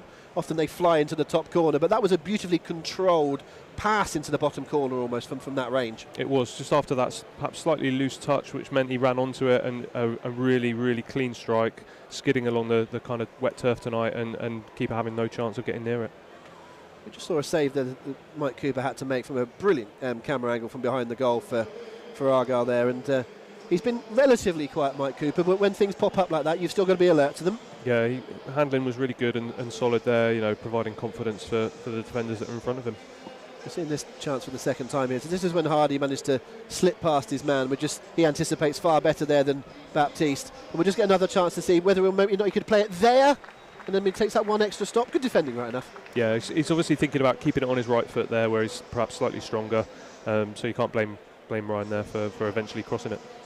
Jordan Garrick a bit quieter in the first half than on Saturday, but still has played his role. How do you feel he and Hardy have linked up so far? Yeah, we know that obviously between them they offer that threat of pace. And again, it's about getting onto the loose balls quickly. So a couple of times where Argyle have been forced to play a slightly longer ball, Garrick and Kamara and Hardy have actually combined really well to create things for Argyle. This is the same chance again where we saw a couple of blocks, but that ball from Conor Grant in the first place as well, with the outside of his left to get that started, absolutely gorgeous. And fair play there to Baptiste, Brockbank and Johnson, in fact, who all play a part in those charges down. Kamara shooting from distance, but ambitious. We've seen a couple of those ambitious efforts, but again, he's maybe not been quite as involved and as integral as he was at times on Saturday, but he's still making those runs. He's turned up 3 or 4 times, particularly in the last 10 or 15 minutes of that half, Panucci Kamara, and I think we're going to see it again here. Yeah, he's been all action as usual, and really putting pressure on Bolton towards their end of the pitch and out of possession as well, which on a night like tonight can force those mistakes that Argyle can then capitalise on. Wing back to wing back here, Grant to one side, Edwards coming in on the other. And he does well here, Joe Edwards, because he picks his moment, waits his time, but in the end it's a good save, low to the left from the goalkeeper. Back to you, Erin. Thanks very much, Rob and Ian, for talking us through the first half. Yep. If you missed any of the action, 2-0 to Argyle currently. Things are going really well, and hopefully we will continue some more of the action in a minute in the second half. For now, though, let's reflect in half-time. So October, as you may be aware, is Black History Month, and while we use that as an opportunity to celebrate Black history throughout the UK, here at Argyle we thought it would be poignant to reflect on Jack Leslie's legacy. This year marks a century since Jack, aged just 20, travelled down from East End of London to sign for Argyle. It was a long and daunting journey in itself, but one that would see him stay in Plymouth for many years and become one of the club's most prolific goal scorers. He spent 14 seasons at Argyle, pulling on the green jersey, and netted 137 goals in that time, captaining the side to promotion as well. Greg Foxsmith, who is the co-founder of the Jack Leslie campaign, spoke to Argyle TV's Charlie Price about the campaign and gave us an update on how far his statue is from being completed. The campaign's still going really strong. I mean, obviously, we're all waiting to deliver the statue. We hope that will be at the end of this season. Our sculptor, Andy Edwards, is hard at work doing that. But at the same time, we're using the time constructively, and Black History Month is a great opportunity to talk about the history of black footballers, including, of course, the important role that Argyle's had in that, both with Jack Leslie's story a century ago, and look at our team together and some of those stars coming through. Absolutely, and we at the game today, which is the match that we've just won against Bolton Albion, we had the team of the '96 promotion playoff winning campaign at Wembley, and I know Ronnie Moje is a supporter of the campaign. He was here, scored that incredible goal. So there's a lot of I suppose a lot of people around the club at the moment who are as well getting involved. Did you have a chat with Ronnie today at all? I met Ronnie yesterday at the Legends dinner, and he's been a stalwart. He's backed our campaign right from the very beginning, and yesterday he gave us a signed shirt with himself and Neil Warnock, which we've raffled as we still go on with our fundraising. So it's really nice that the players buy into it as well. Although we are a fan-led campaign, it's had backing from players, former staff, managers, and it seems one of those things that's really brought the club together. It shows that we are a club, not just in footballing terms, but almost like a family. Yeah, no, absolutely is the case, and you're still seeing the players taking the knee at the moment before matches, when the support that it seems to be getting now is great to see as well from the fans. Yeah, I was really heartwarmed by that, actually, because I think people were cautious about that at the start of the season. It was a bit hesitant, but I think the message has got out. The players have been very clear. We take the knee really just to make a short, simple statement that we are against racism. And now we see the stadium, ripple of applause go around and support for that. And again, that I think is a unifying factor, because there are still issues, in society and in football. Not here at this club. We're standing proud against racism, and our campaign is a small part towards that. Let's talk about the statue then. So, as you said, Andy Edwards is underway in making it, or is it still in the sort of He has started. Yeah, so he started on what you could describe as scale models, maquettes. So he keeps working on different designs until he's got one that he's absolutely happy with, and also that we get to sign off, and then it's just a case of doing that and onto the larger scale. So a lot of the detail goes in, as you might imagine, to a smaller version until he's absolutely satisfied. I spoke to him on Zoom this week, and I can tell you one thing: he's an absolute perfectionist. Yeah, so he's not going to deliver a statue until he's absolutely satisfied and happy with it. And that's my role, is to make sure that we have a statue that we as a club and as a city are happy with.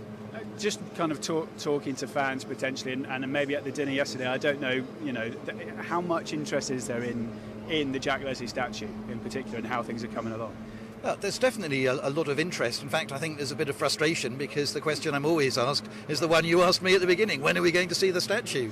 Unfortunately, there is a process, and we're on the way. But it's good to know that people are still talking about it, and we want people to be involved in the journey. So when we get going on the large-scale version, we want to run a competition for school children.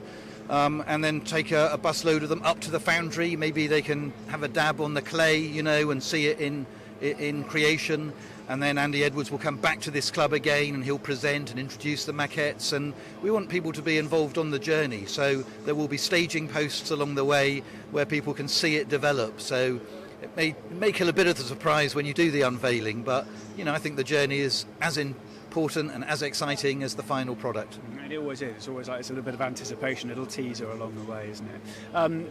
Let's kind of round it all up, and as I said at the beginning, this being Black History Month at the moment, and the work that you're doing with the campaign and other campaigns I know that are out there, and Kick It Out, even Taking the Knee, stuff like that. But it is still prevalent. I mean, you even mentioned it yourself. So the work that you guys are doing, how do you feel it is making the sort of impact that it should be at the moment? That these messages are getting across in the right ways? I really think so, particularly at schools, where you can tell the Jack Leslie story, and it's such a visceral, powerful story, because children of any background, or boys and girls, just get it. Imagine being selected for a team and then being dropped because of the colour of your skin. They know instinctively that is wrong. And of course, we've moved on from that now. The England team, has great diversity. So they understand both that it was wrong historically, that it's changed now. Then you wind forward and say, okay, but what are the issues now in contemporary society? And we can talk about online abuse and targeting on social media and that type of thing, and use the historical example to show how we're better than that, but we've still got a long way to go. And it becomes a really nice circle where people can challenge themselves, I think, to be better and challenge their peers. Well, it's great chatting to you, Craig, and I think you're doing a grand job. I cannot wait personally for the statue as well. So next time I see you, I might ask the same question again. How long is it going to be? Lovely. Well, I'll give you the answer. It will be a little bit nearer than it is now, but we're getting there. Greg Foxsmith from the Jack Leslie campaign there, and he has got in touch with us on social media as well this evening. So nice to have you watching, Greg. Hope you enjoyed your little 5 minutes on Argyle TV this afternoon. Saying earlier, great to watch Argyle TV, and looking forward to the Jack Leslie campaign feature at halftime. It was excellent, so thank you very much, Greg. We've got lots of you getting in touch as well on social media at halftime, and I promised I'd read out some tweets. So we've got to start first of all with Joe Moore, who is watching at home wearing the number 10 shirt. Hello, Joe. Hope you're enjoying the game so far. We've also got, now this one I saw earlier and I said definitely a shout out, Greenish Hugh on Twitter. Loving the pre-match show from Only One Argyle. Such a professional job watching from the bath.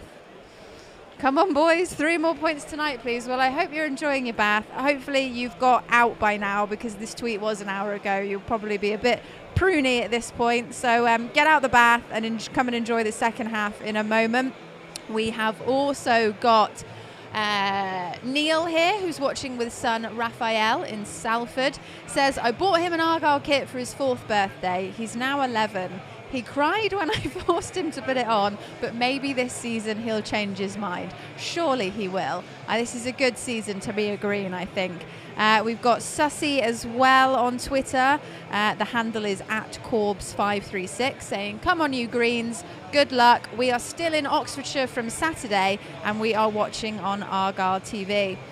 We've got one from Will Mac 94 as well, saying that tonight is a huge night. Zoo Corner back open, big crowd, top of the league, and this is why we support local teams for nights like these. Come on, Argyle. And I don't know if you'll be able to see this one if I hold it up, but someone has introduced us to Argyle's newest fan, which is a tiny dog wearing a scarf. It's nice to be able to share some of these tweets with you so that you can see them. And as well, Ricky the raccoon is in situ also, so very nice to have him, a regular here at Home Park. We also had the light show before the game, and a tweet from Lewin has just mentioned how brilliant the light show was, so a big hand to the team that put that together. Really sets the atmosphere off before a match. And one more very quickly from Mark Sully here, who says, sadly, I can't be at Argyle this evening, but I've got the next best thing. The match streamed through and hooked up to the TV in the spare room. Time to get the Pringles and Coca-Cola and settle down for another 3 points. We could very well be on the way for another 3 points. Like I said earlier, it is looking a little bit rainy today. You can see the rain there blowing in around the floodlights, but you know, the atmosphere, all things considered, is going very well. The rain will not dampen our spirits, and the pitch as well looking immaculate considering the weather we've had. You can see some of the grounds crew just in the corner of the screen then tending to the pitch as the rain continues to come down. Hopefully the players have spent some time drying off under the tunnel here at half-time, ready to come out again. Let's go through some of the half-time scores elsewhere in the league then for you, see how Argyle are faring. First up, we've got Cambridge 1, Sheffield Wednesday 0, Charlton Athletic 1, Accrington Stanley 1, Cheltenham Town 1, Morecambe 1, Crewe Alexandra 0, Sunderland 2, Fleetwood Town 0, Burton 1, Gillingham 0, Doncaster 0, Lincoln City 0, AFC Wimbledon 1, Oxford 0, Shrewsbury 0, Portsmouth 0, Ipswich 1, Rotherham 0, Wickham 0, Wigan 1, MK Dons 2, and Argyle 2, Bolton Wanderers 0. So that concludes our roundup of halftime scores. Hopefully we will see Argyle either stick with that or continue to improve. Players are on the pitch, so I will hand back over to Rob and Ian to guide you through the second half. Three big questions arising from that halftime break. One, what's the name of the dog in the scarf? Two, why did Ian Stonebridge, after all the amount of games he's played in front of this Home Park crowd, wave when the camera was on him just a second ago? And three, the more important one, can Argyle hold on in this second half? You can answer the second and the third one if you like. I just got a bit excited, Rob. You know, it's a pleasant evening. We've got lots of exciting game on the pitch, so I got a bit carried away, I think. Yeah, and yeah, hopefully Argyle can start this second half in a real positive vein and give Bolton no sniff of getting back into this. I just picture you taking about an hour to get past Dixon, seeing yourself in all those windows as you walk. But Argyle are starting with a positive approach on the right-hand side early in this second half. Only about 15 seconds played, and they try and get the run of Garrick going. Didn't quite come off. And now Panucci Kamara has to turn back and go. He goes behind Dan Scarr indeed and into Mike Cooper. But he steers it to Galloway. And then Broom, Grant, looking for the run of Hardy. He's never quite going to get that one, and Baptiste will clear. Going to go out for an Argyle throw. The importance of starting on the front foot is twofold, obviously, because you want to keep hold of the game, but it's one of those situations. If you have a first half, and I'm being a bit blanket about Bolton here, but if you have a bad first half like they did, half-time is the point where you can put that first half in the bin and you can change that all, can't you? Because if you score within the first 5-10 minutes of the second half, it's really game on. As bad as you might have been in the first half, it all changes if you get one back. So Argyle they won the first half, but the second half is more important. Yeah, but it's a psychological break for both teams. Scarr just maybe misjudging one that bounced behind him then and has to recover to play the ball out on the right-hand side. Isgrove with the throw.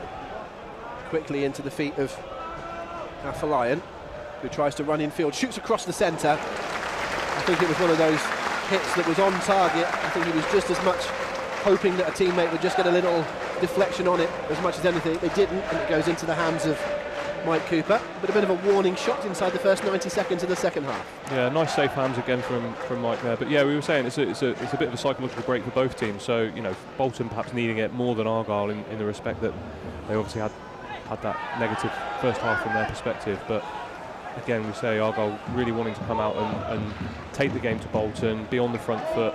Whether they're out of possession for a little spell, Argyle won't be too unhappy about that, and they can be on the front foot and hopefully create some opportunities to go and attack the Bolton goal again. Bolton with a throw in on the left-hand side, headed away by Wilson.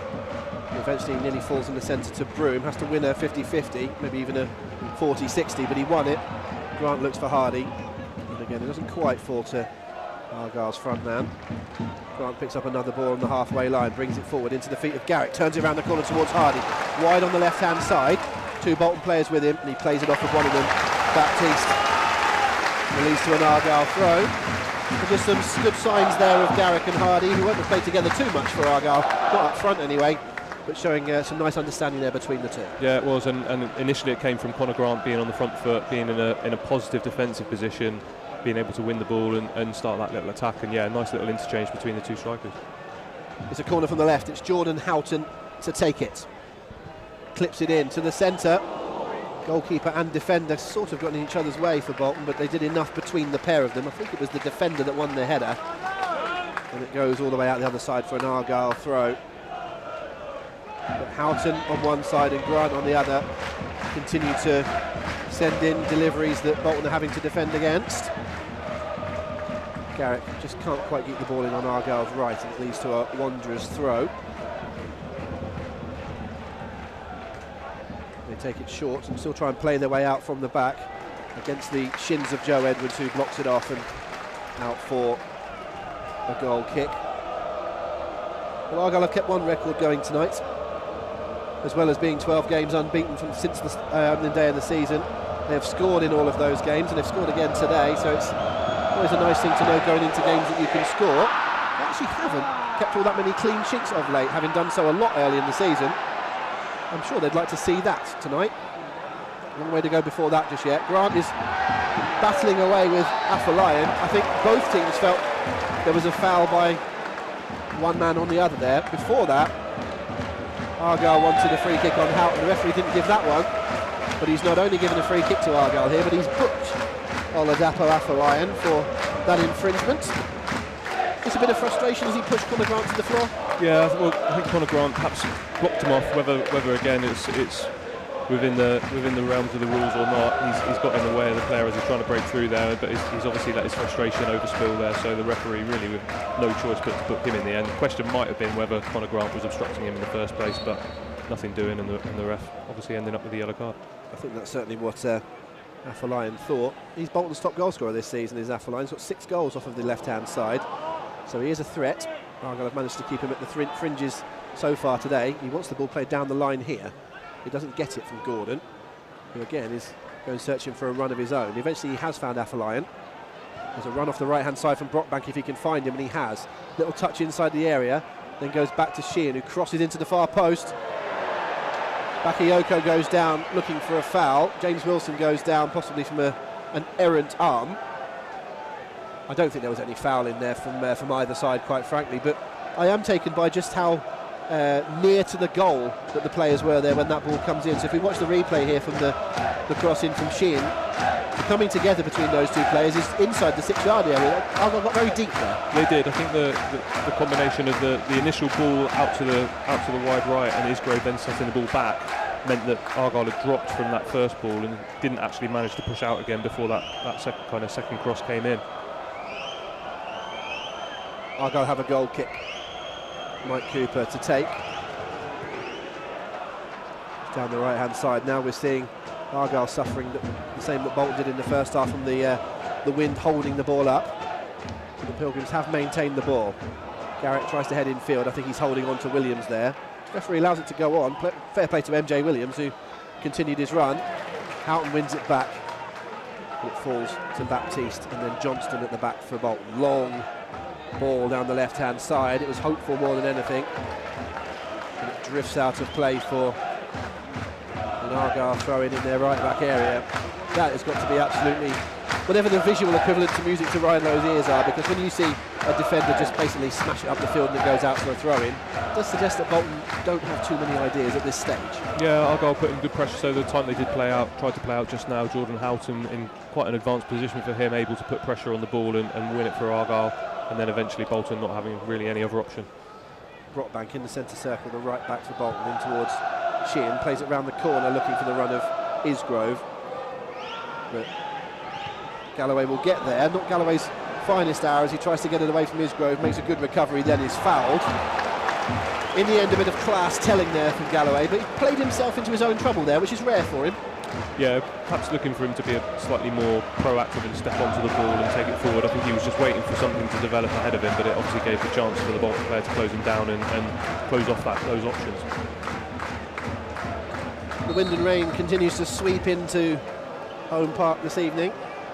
It's not affected Argyle so far. They're now playing into the wind a bit more, whether that will make a difference in this second period. The squall is going into the face of Mike Cooper and those in front of him. Bolton have started this second period slightly the brighter of the two sides without really creating anything so far. And Garrick tracking back brilliantly to win it back from Gordon, and now he sets off. He won the ball, Garrick, and now he continues with it down the middle. It's blocked off, but then finds Kamara. Edwards in front of him. Kamara crosses, it's too heavy. Grant should keep it in on the left though.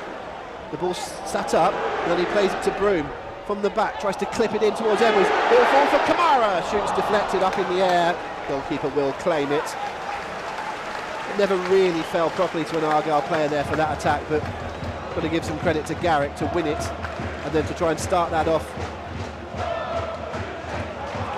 Bolton have it on the left-hand side. It's Afolayan approaches the area, comes inside Wilson, beats him rather easily, shoots from the edge of the box. Straight down Cooper's throat, and he grabs it and holds it. He's their top goal scorer, is Afolayan, and he's starting to show it. He's had a bright start to this second period. I'll come back to that because now Houghton comes through the middle and is fouled by Lee. Referee has stopped the play because he's going to show a third Bolton player a yellow card, and it's going to be Kieran Lee. Just quickly though, Afolayan he was the last player to be booked, of course. He is showing some positive signs from a Bolton perspective, little flickers and glimmers of light for them. He is. You can see that he's lively, and you can see why he's been influential in terms of goals for them this season. Real solid shot there, but Mike more than his equal in terms of the way he handled that. Really confident fielding by the keeper. Argyle free kick, only about 2 or 3 yards inside the opposition territory. Houghton will take it, and as usual it's short. Kamara, Wilson, Edwards, Kamara, and then back to the halfway line again where it started with Houghton. Looking into the channel for the run of Hardy. The ball didn't quite reach. Bolton will try and bring it away. Their fans in a little bit better voice than they were as Garrick chases down the ball that goes back into Dixon. And it's long from one goalkeeper to another, and Cooper actually leaves that one and it bounces behind. It seems to me, just visually, that perhaps the wind is getting up a little bit. It is in Argyle's faces as they defend in this second period. And we just saw an example of it there as that ball bounced over. Coops was in a position where he could let it go out for a goal kick, but that could be a bit of a menace in this second period. Yeah, it's that unpredictability that's perhaps difficult. You know, the wind is going to be influential at some point in the second half, and you hope that it's not causing a problem for Argyle. At the moment, they've dealt with it well, and it was nice for Mike that was off target in terms of the goalkeeper's clearance. It might have been slightly trickier to deal with had it been on his goal. Yeah, absolutely. Ball is once again with Joel Dixon, the Bolton goalkeeper. Moved to Bolton this summer from Barrow, where he played a couple of 100 games and was part of Ian Everett's promotion-winning side there. He's now joined his former manager, a couple of years on. We've seen 2 Argyle goals go past him in the opening 15 minutes today. And eventually his goal kick is returned with some interest by the Pilgrims, and it's earned them a throw-in on the right flank. Edwards just a little bit frustrated at a lack of options, and he will eventually find Ryan Hardy's chest with a bouncing throw. Argyle throw even further down the right-hand side. This is right by the corner flag. Edwards again, this time a bit quicker into Garrick, who backs into his man really nicely and holds it up. Then a little stabbed cross to try and find the run of Kamara, but it was off the outside of the boot unintentionally from Jordan Garrick. So it leads to a goal kick for Bolton. And then another chance to see just how much the wind will affect this Dixon kick, if he goes long, that is. Forward he goes, Scar with the header, which goes towards Garrick and out for a throw. And an attendance to give you. Another fabulous turnout here at Home Park. 12,813. That's 12813, nearly 13,000 inside Home Park tonight, including 708 that have made the trip down from Bolton. And amongst the cheer so far, the travelling trotters, and here go Argyle again. Lovely ball from Houghton, picks out Garrett. Kamara's arriving, Hardy's in front of him. There's Kamara! The ball from Garrett was rather fizzed in, but the arriving Kamara, I don't think you can criticise Panucci for that one, as it was rather fired at him. But another lovely break between those two. It seems to be so often that, over the last 4 days anyway, that Garrick and Kamara seem to be the Argyle men bursting through time and time again. Yeah, it's good play by Garrick. Perhaps that final ball just needs a little bit more subtlety to help Kamara with the finish. But again, credit to Kamara for being in front of Garrick there, who's obviously no slouch himself. Mike Cooper just dribbles the ball from slightly outside of his area, inside it so he can pick it up. We're starting to approach that time of the game as we near the hour mark where you would expect Bolton at the very least to reach to their substitutes bench, as they just earned themselves a free kick in the middle on the halfway line for a foul by Jordan Houghton. Bolton subs, outfield anyway, include, first three names here are notable, Delfonso, Doyle and Sarcevic. Scar just blocks off an attempted ball through the centre for Bolton. More on that sub-bench in a minute, but Bolton trying to burst down the right-hand side with Sheehan. Not much on for him, has to come backwards to Brockbank. Williams, Sheehan, Lee, and now a chance for Afolayan, who again has drifted in off the left, but brilliant from Houghton, or was in the first instance to dribble it away, then partially gave the ball away, but Galloway strides out with the ball, clips over the top, doesn't quite find Hardy, but again when he reads it, Brendan Galloway, goodness me, he reads it well. Gordon out from the back, referee allows play to go on as he was tripped. Bolton still have it, and they've now got it in a nice position centrally here. Sheehan and Baptiste joins in from centre back, realises there's not much in front of him, plays it infield. Brockbank has taken up some of the midfield space. Lee has to bring the ball out, it's got very congested centrally. Brockbank is still up there, so is Baptiste. In the end they have to come back to go back in. Sheehan, and then the presence of Scar was enough to see that one break down from a Bolton perspective, and now the presence of Garrick chasing the ball forward. To the frustration of George Johnson means an Argyle throw on the right hand side, which Joe Edwards is about to take. Just pause for some reason that I'm not familiar with here. Referee now saying play can go on as we reach the hour mark at Home Park. Argyle 2, Bolton Wanderers 0. Goals from Brendan Galloway and Conor Grant early in the game, meaning that Argyle have retained that 2-goal half-time lead that they had after just 15 minutes and still have it at the hour. But here go Bolton again with Afolayan. He's been their danger man in the second period. Gets to the edge of the box but is held wide by Houghton and Galloway. Galloway repels the first attack and the second. Wants a throw with Galloway, but a little greedy. It does though lead to a Bolton throw. Again in a good position, about level with the edge of the penalty area. Harry Brockbank taking the throw. Not much on. Afolayan in the end takes it on. Edge of the box, shoots from distance. It was a big crowd of players that it got clogged up in. Houghton tried to play it through towards either Broom or Hardy. Had it reached either, then Argyle were in. In the end, it's led to a throw on the left-hand side, and Ryan Lowe turns ball boy, and then realises that actually he can slow it down and have a little quick word in the shell-like of Conor Grant. As the throw will be taken right in front of the technical area. Grant looks for Garrick, and it goes out for a throw. And we are about to see a Bolton sub, and we're about to see a very familiar one. Substitutions. Off comes Kieran Lee, and on comes the Player of the Year from Home Park 2 seasons ago, Anthony Sarcevic. As you would expect for a returning player, 1 or 2 boos, because people automatically say if you don't play for us anymore then you're the enemy. But I would say overwhelmingly a positive response for Anthony Sarcevic, and I'm pleased about that, Ian Stonebridge. He deserves it, doesn't he? Yeah, really good servant at the club when he was here, popular player, worked really, really hard and was a good threat for Argyle when he was. Here's his old teammate Conor Grant. Not many of them left from when Sarce was here. It breaks down through Conor Grant's attack there, and then Joe Edwards has to block Sarcevic off, but down the left-hand side they continue. Looks like Isgrove and Afolayan have swapped over permanently, shot from distance from Sheehan. Goodness me, that was ambitious, and sails way over the goal and is safe. Sarcevic admitted at the weekend that he played through the pain barrier. He was injured, but Bolton with several injuries, they wanted their captain playing, and play he did. He obviously suffered for it though, because I can't believe, away to the league leaders and it being his old club, that he could have possibly wanted to start on the bench, but they obviously feel they can get half an hour out of him. Yeah, again, we talked about it perhaps from Argyle's perspective with Ryan Hardy on Saturday, and similarly Sarcevic tonight.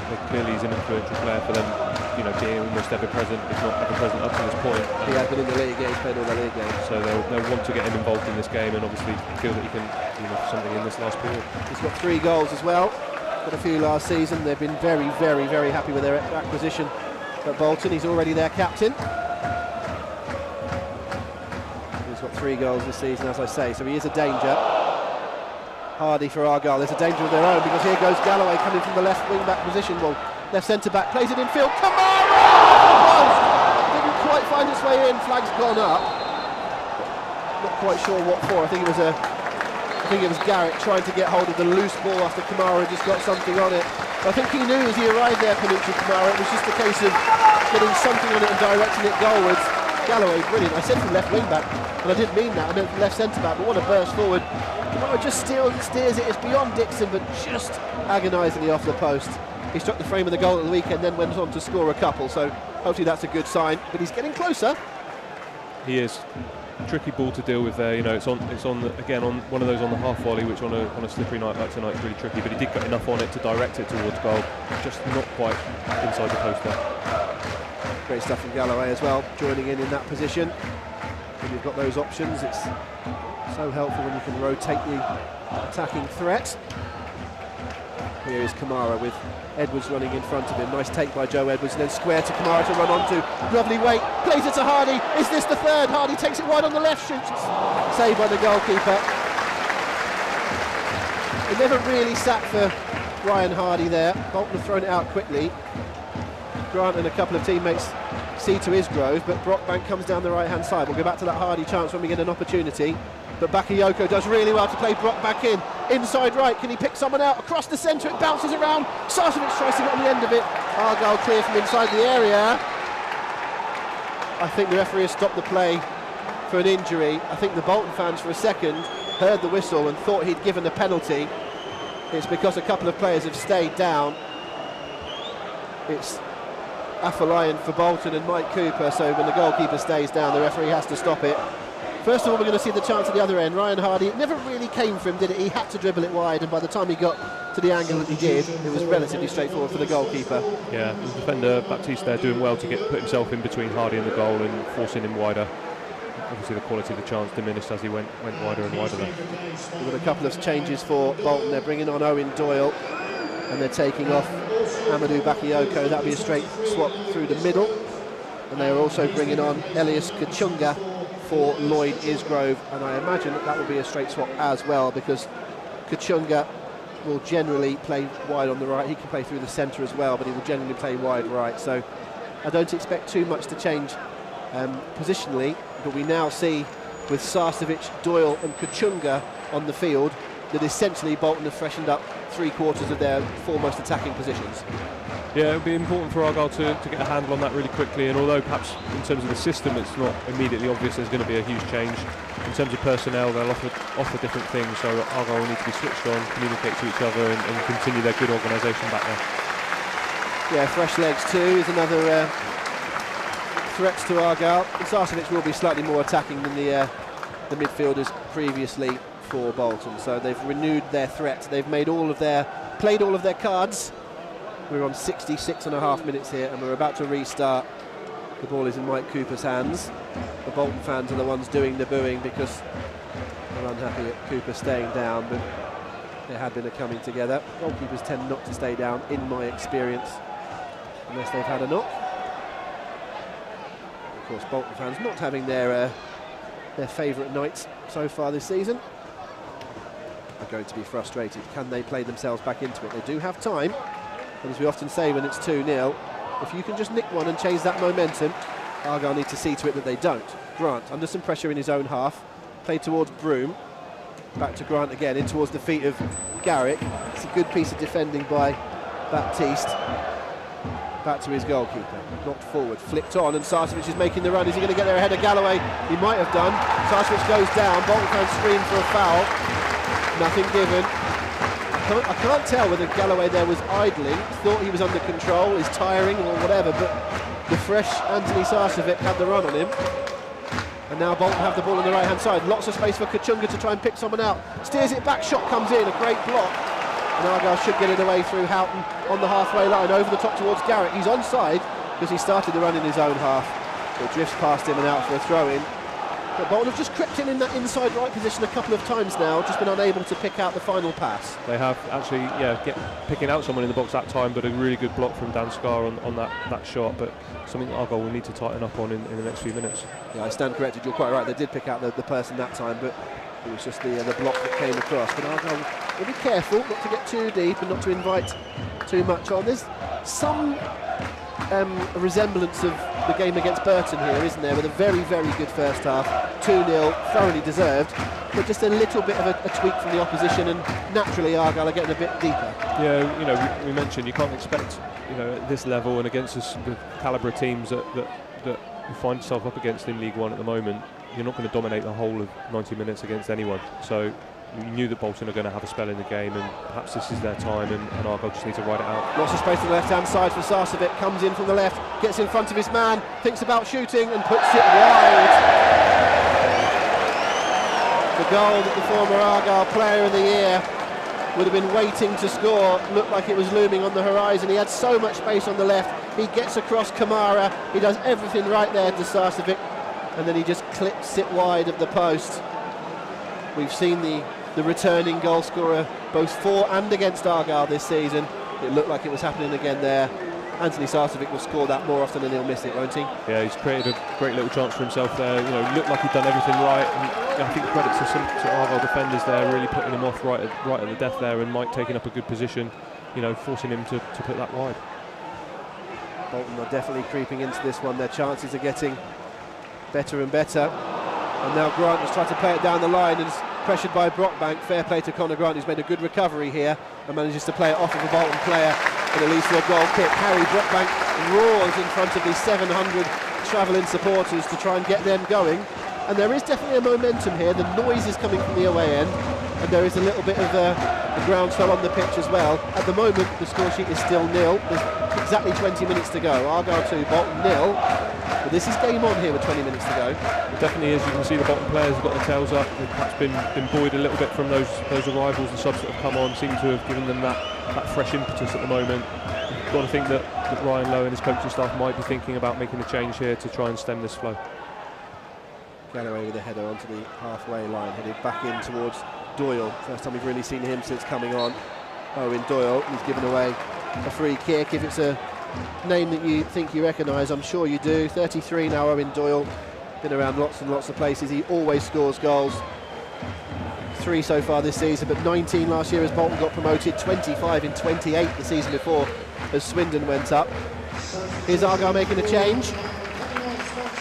It's Panucci Kamara who's going to come off. An interesting change is this, because Danny Mayer is going to come on. Bolton are trying to get Kamara to go off at the nearest point, and it's turned into a needless piece of pushing and shoving, which means other people come over, the usual. You only have to hear the reaction inside Home Park to tell you what these people think of Panucci Kamara. They're standing in front of us here in Stonebridge. It's a literal standing ovation before, I'm going to say the word, but beloved Kamichi Kamara. Yeah, he's earned that applause again tonight. He's worked tremendously hard. Again, got perhaps that final quality that he showed us on Saturday, but again, great effort and just perhaps the right time in the game for Argyle to make a change and try and get back into this in terms of imposing themselves on Bolton. He looks frustrated to come off, and I like that. Not in a petulant way, he just looks disappointed because that boy wants to play 90 minutes every single day of the week. Ryan Lowe, I just noticed, just gave him a little bit of a pat on the head as if to say, you were fine by me, I just need to shake it up. Foul on Sarcevic inside the centre circle, leads to a Bolton free kick. So it looks like Danny Mayer will come and play on the left of the three in midfield. Ryan Broom switching to the right. Yeah, so no immediate change in terms of Argyle's shape. Hopefully that change in personnel might offer them something different that will allow them to start to gain a foothold back in this game. Quick reminder of Argyle's other subs: Macaulay Gillespie, Kieran Agard, Adam Randall, Ryan Law and Luke Jeffcott as far as outfield subs are concerned. It feels like quite an attacking move. I know Kamara is known for his runs into the area, but he will often do a defensive duty as well. Kamara off, Mayer on, feels attacking to me, which is interesting given that Argyle have been under the cosh a little bit in this second half. Maybe Ryan Lowe just looking to try and get the ball back a bit more and know that Danny Mayer will protect the football. Yeah, I think that's the point. You know, being in possession of the ball means the opposition can't score, so Danny Mayer and his creativity and perhaps his ability to combine with the forward players, Argyle will hope that means they can establish some possession a bit further up the pitch and negate this Bolton attack. They've got to get it first because Bolton have got the ball back again in the centre with Williams. Houghton is still down. Bolton have got it. To be fair, they're under no obligation to put it out. There was no foul. Chance on the right-hand side, then teed back for Brockbank, edge of the box. Shoots, deflects off of Grant. Might fall here to Gordon. There's some house from Argyle fans to knock it out, but shot comes from distance. I think that was deflected. It looked deflected to me. Bolton are very unhappy about that. It's going to be a goal kick. But we'll come back to the point. Jordan Houghton has stayed down for a little while there. There are some people around us calling for Bolton to have knocked the ball out. I'm going to say I don't think they had any need to. If my team has the football there, I don't want them to kick the ball out.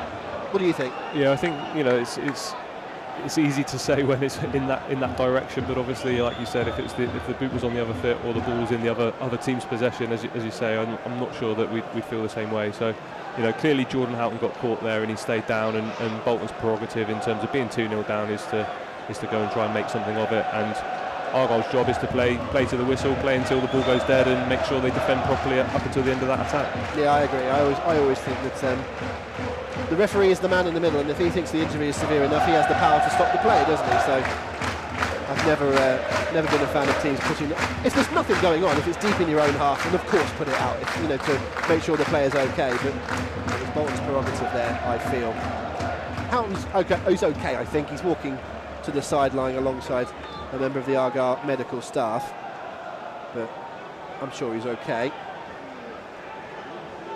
It looks like he's getting ready to come straight back on.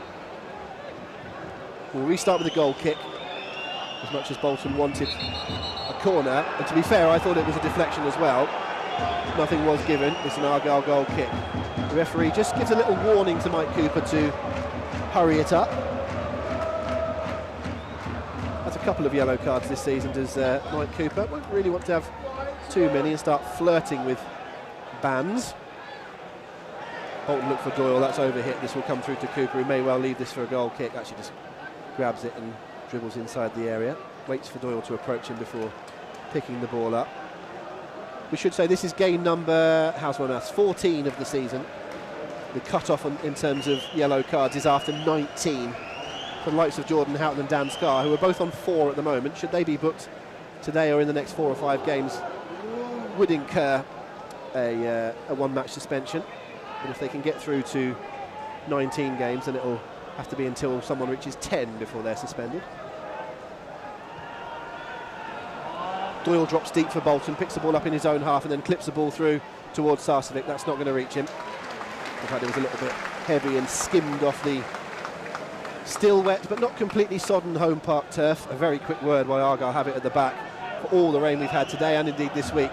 How good does the home park playing surface look, Ian Stonebridge? You'd love to play on that, wouldn't you? Yeah, absolutely. I mean, might be a bit quick for the work and move these days, but yeah, definitely, really slick. Suits Argyle's game down to the ground, and yeah, amazing that it can take the amount of rain that's fallen on it, and it doesn't look like there's a blade out of place. Little birdie tells me that you scored a couple of goals at the weekend. Yeah, I've been struggling to move around since then, unfortunately. So. Ball down the right-hand side, little flick on from Garrett, cleared away by Baptiste. Houghton reads it really well to head back forward. It's going to actually go out for a Bolton throw, but Houghton looks to be moving okay to me, having had that knock, which is a good sign. Sarcevic dribbles backwards into a bit of trouble, eventually recovers it, having looked like he'd given the ball away to Ryan Hardy. And then Dixon from the back from Bolton. Nice flick on by Kachunga. But well read by Cooper, who gets there just about to keep it inside the area as Doyle loomed. Bolton and Dow doing a very fast count to indicate that Cooper is holding on for the ball for too long. Here's Gordon, can't quite get anywhere down the left-hand side for Bolton. Comes back infield, lots of pressure on Sheehan. He managed to offload the ball quite quickly. Argyle have renewed that pressing game to try and stop Bolton getting out. And it worked in a sense there as the ball into the channel was easily picked up by Galloway. Cooper clears, can't keep it in play. A member of the Bolton coaching staff tries to bring it down in his chest. Not easy, wearing a rain-soaked tracksuit top.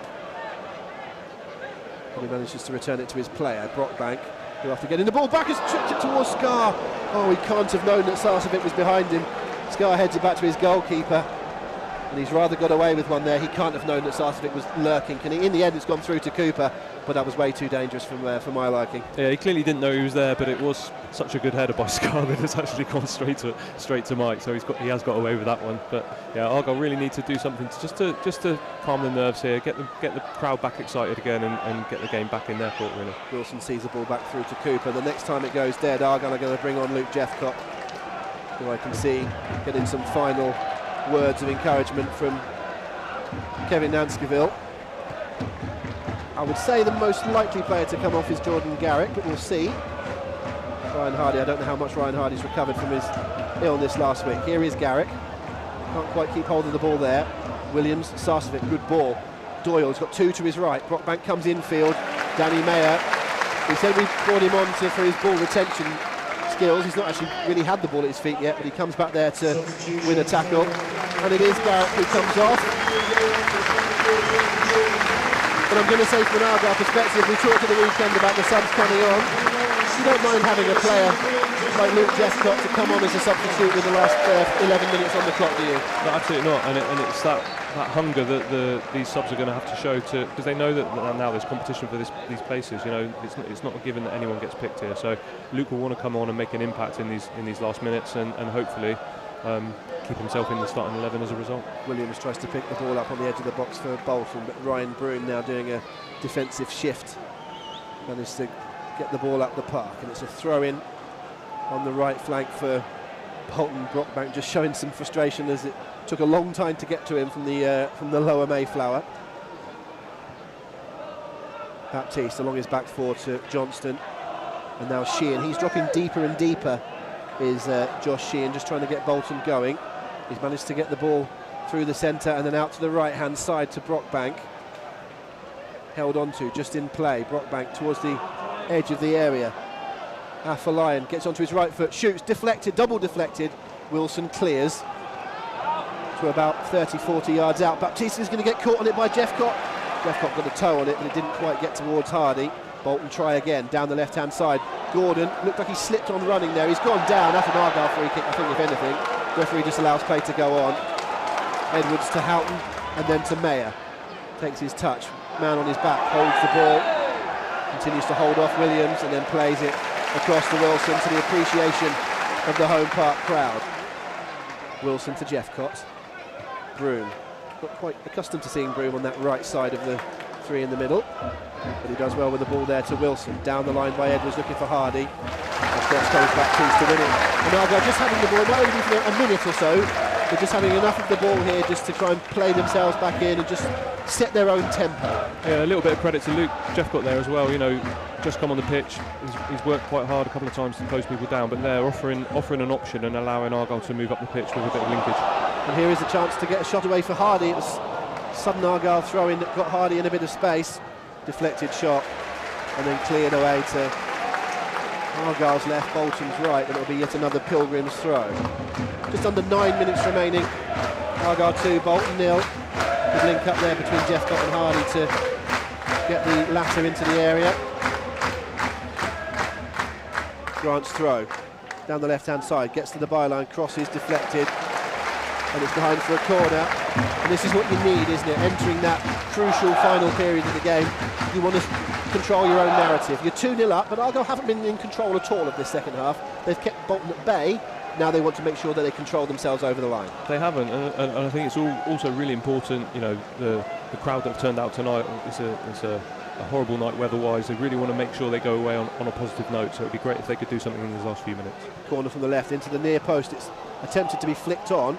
Comes back to Jeffcott, who crosses. That's charged down. It'll be a throw-in.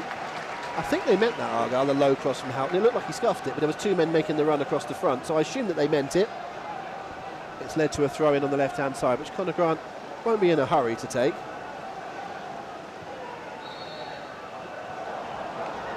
And in the end, a foul throw, I think, given, which is rare, but it's the kind of thing that tends to happen to you when you don't least want it. When you least want it. And it'll be a Bolton throw. Deep in their own half, though. Brockbank to Baptiste. He's going to go square across his own penalty area. Still the rain pours down, but it's the white shirts that are looking to pour forward in these closing stages. A little over 7 minutes remain, plus whatever is to be added on, which will likely be 3 or 4 minutes, I would think, at least. MJ Williams. The MJ, by the way, stands for Michael Jordan. Is this Bolton's last dance, or can they get themselves back into this? Here he is again, dropping deeper and deeper. He's now got it behind all of his defenders. He's trying to start things off here, Williams.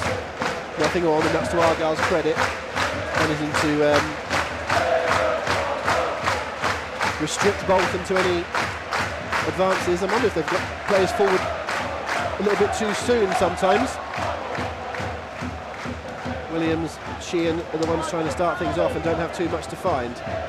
Brockbank, he's now got a centre-back going outside of him. Baptiste plays the ball though to Kachunga. Brockbank, every single player in Argyle's half except for Joel Dixon. Johnston, Sheehan, dead centre, 35 yards out. Plays it to his right to Afolayan, who's popping up anywhere. Cross comes in, ball goes up in the air. It will be a corner. He's rather taking it upon himself at times, Afolayan, to say, I'll go and play where I want to instigate, and he tends to be the one that does so. And he's won Bolton a corner there with a ball into a good area that Scar got ahead to. Corner from the left.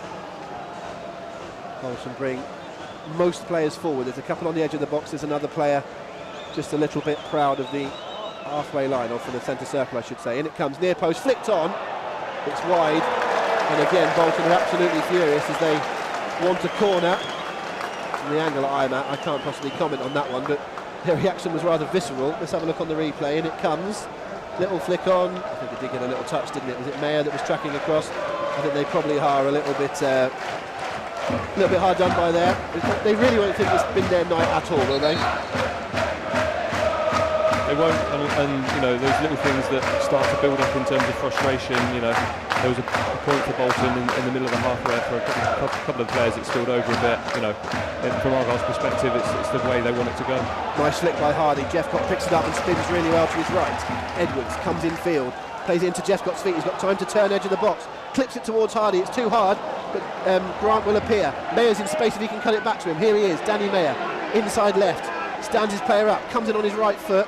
No shot on, so he returns it out to Grant. Tries to cross, deflected. Good chance here for Bolton to break.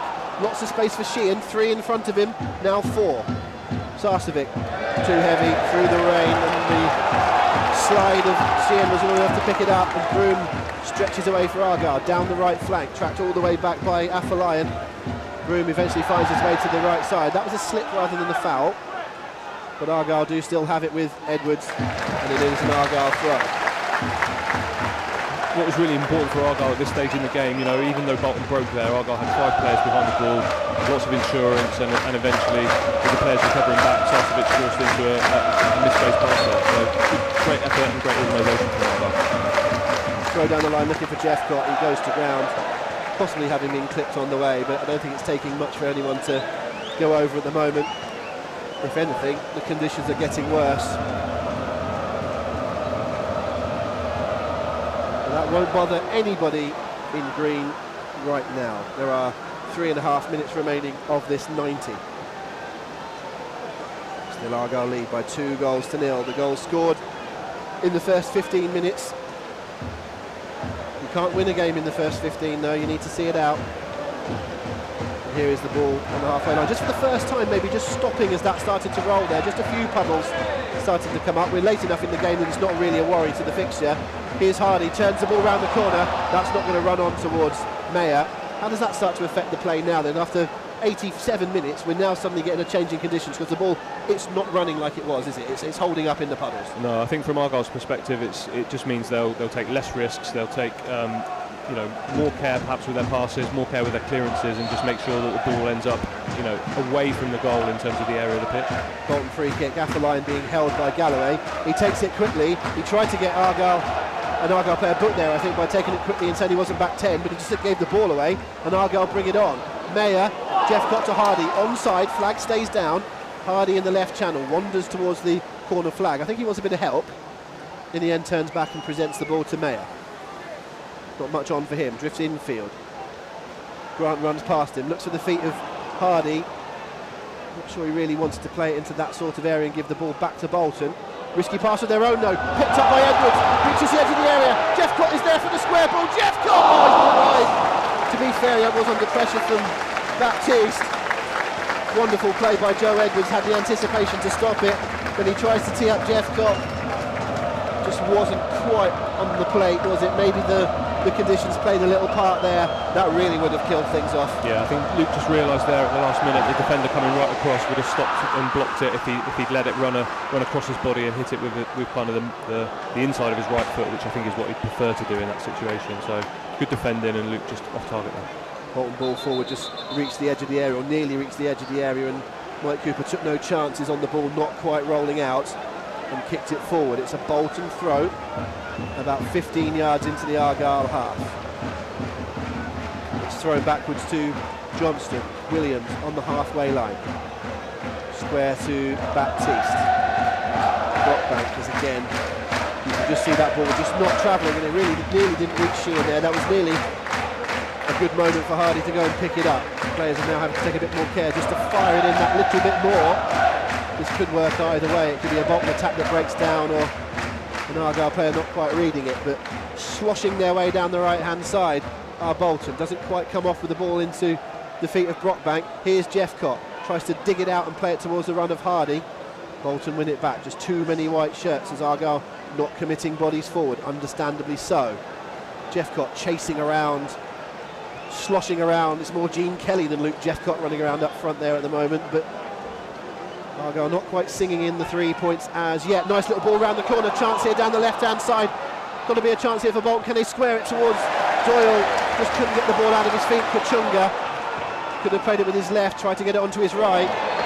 Foul by Galloway on Sarcevic. There's going to be a booking. Free kick to Bolton, absolutely in the centre. Little trip by Galloway. 5 minutes of added time have been signalled. 5 minutes we will play, and we will start that 5 minutes with a free kick in a very good area. That's Brendan Galloway's third yellow card of the season, by the way, for that trip, and I don't think he can have too many complaints, can he there? No, he can't. I mean, I think it was first of all really good defending by him to block the square ball inside Argyle's box, but then he kind of chased the ball after it went out, and I think he played a stray pass, perhaps trying to make his mistake right again, and unfortunately probably committed a foul he didn't really need to, as the player was just going across the pitch rather than threatening Argyle there, really. George Johnston, who took the captain's armband in Sarcevic's absence today, looks like he's lining up this free kick with his left foot, or possibly Sheehan with his right. It's probably a shade over 30 yards out. Sheehan clips it, it's on target. Cooper saves it away to his left. I think you would expect him to save it, but he still did well and pushed the ball out of danger. Up the line by Mayer, and it's held up in the grass, but it gets to Hardy, who's really struggling to dribble it. Conditions are getting a bit farcical now. Sarcevic's also struggling to dribble it. If this had happened about half an hour ago, we'd have been in danger of not seeing the end of this game. We're on 91 minutes. There's no way that the ref's going to call a halt to it now. I'm not sure of my rules, but certainly at one point in football history, if it had been called off at this stage, then you would have found that it would have been abandoned, but then the winning team after 80 minutes would have claimed the victory. Not sure if that's still the case. Bolton cross into the centre, gathered by Cooper. As a little aside, Houghton just gave away a free kick in the centre there for a little pullback, but he didn't get booked. He might have done there on another occasion, and he is one of Argyle's players on 4 bookings, so he nearly just pulled his way out of a game on Saturday, but not on this occasion. Thank you, Keith Stroud, for not booking our midfield player. Edwards down the line, plays it towards Hardy. We've played 2 of the 5 minutes, and the ball back to the goalkeeper's fallen short in the rain. Edwards with the chip over the top. Ryan Broom and I think Luke Jeffcott are looking inside and saying, why didn't you just play it to me? Let's have a little look. Edwards just goes for the little chip. I suppose he's entitled. There's no goalkeeper manning the goal, is there? You'd have gone for the shot, wouldn't you? Yeah, absolutely. I think, given the conditions as well, the ball's at Joe Edwards' feet and the gaping goal in front of him, so another pass likely to go astray in these conditions, so no harm in shooting there. Sheehan, again, the ball just stops in the water and doesn't let it get through. This really is, I use the word farcical, there is no better word. This is almost impossible to play in. There are only 2 minutes to go. I think even the most optimistic Bolton fan, though, would not really be calling for this to get abandoned, because it's really not going to happen at this stage. And what's got to be in the ref's mind is also the safety of the players, but I'm sure everyone just wants to get this finished. Cooper comes out of his area, kicks it forward. Bolton will restart with a throw-in just in front of Argyle's bench. Under 2 minutes remaining now. Bolton have basically everyone forward. Danny Mayer's picked up on a loose ball. There's a race between him and the goalkeeper. He's got past him. Danny Mayer is clean through on goal. And the ball stopped. It's fallen to Hardy. Oh, no. Stopped again. Right, Broom.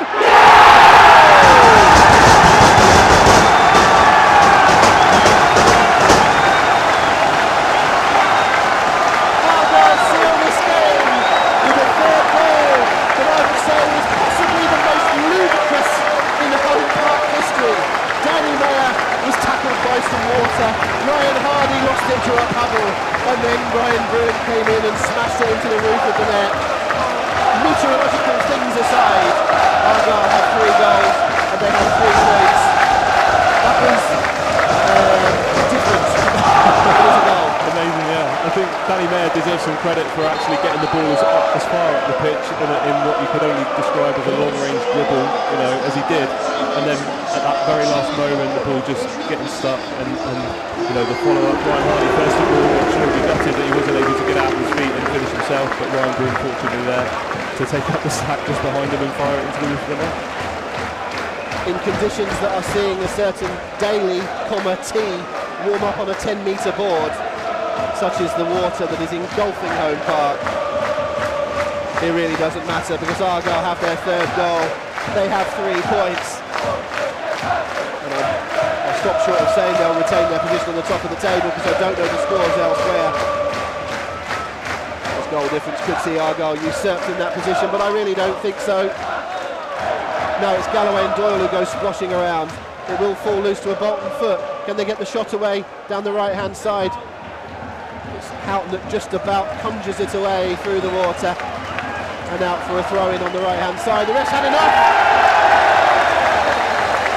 And Keith Stroud blows the whistle on an increasingly comic evening at Home Park, but one that is still immensely satisfying. Argyle did the hard work in the first 15 minutes with goals from Brendan Galloway and Conor Grant, and it took until the 3rd or 4th minute of injury time for Ryan Broom from the shallow end in front of the Devonport end to make it 3. Ultimately those last 5 or 6 minutes became a bit silly. We're having some fun with it, we can, because we won, but ultimately let's assess the game without the comedy last 10 minutes.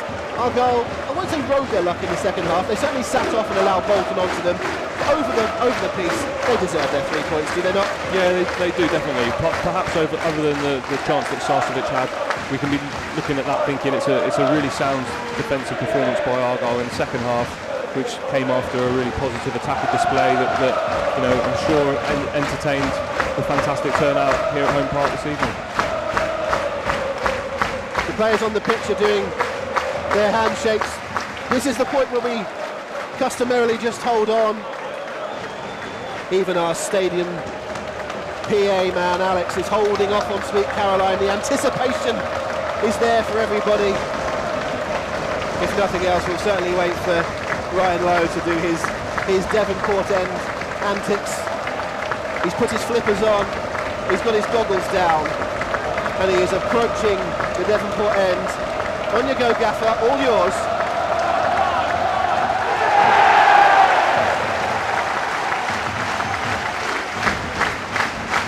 The Devonport end roar as Ryan Lowe celebrates in front of them, as do the remainder of the Argyle side.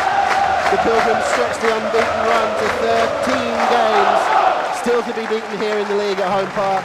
Yet another victory at home. It's another 3-0. The strains of Neil Diamond will be played around the ground, but Arian, I will hand back to you and say what a glorious feeling. We're winning a game. Thank you very much, Rob. Yeah, Sweet Caroline is echoing around Home Park at the moment. It's an interesting atmosphere, to be totally honest with you, as you'll see from the footage in front of you. Home Park absolutely soaked. The players are drenched. That final 10 minutes was like something I've certainly never seen before, but it paid off in the end. Seeing all the players go for a dive down towards the Devonport end there, and the players very much relishing it despite the wet weather we've had. Absolutely torrential here at Home Park, with both the rain and goals, fortunately. Let's just have a little listen. You can probably hear Sweet Caroline now.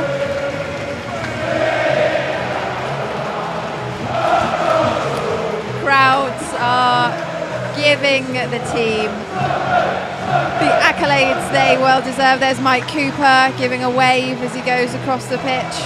Hopefully the little injury he picked up at halfway through the second half there, paying him no bother. And there go the players back off towards the tunnel now.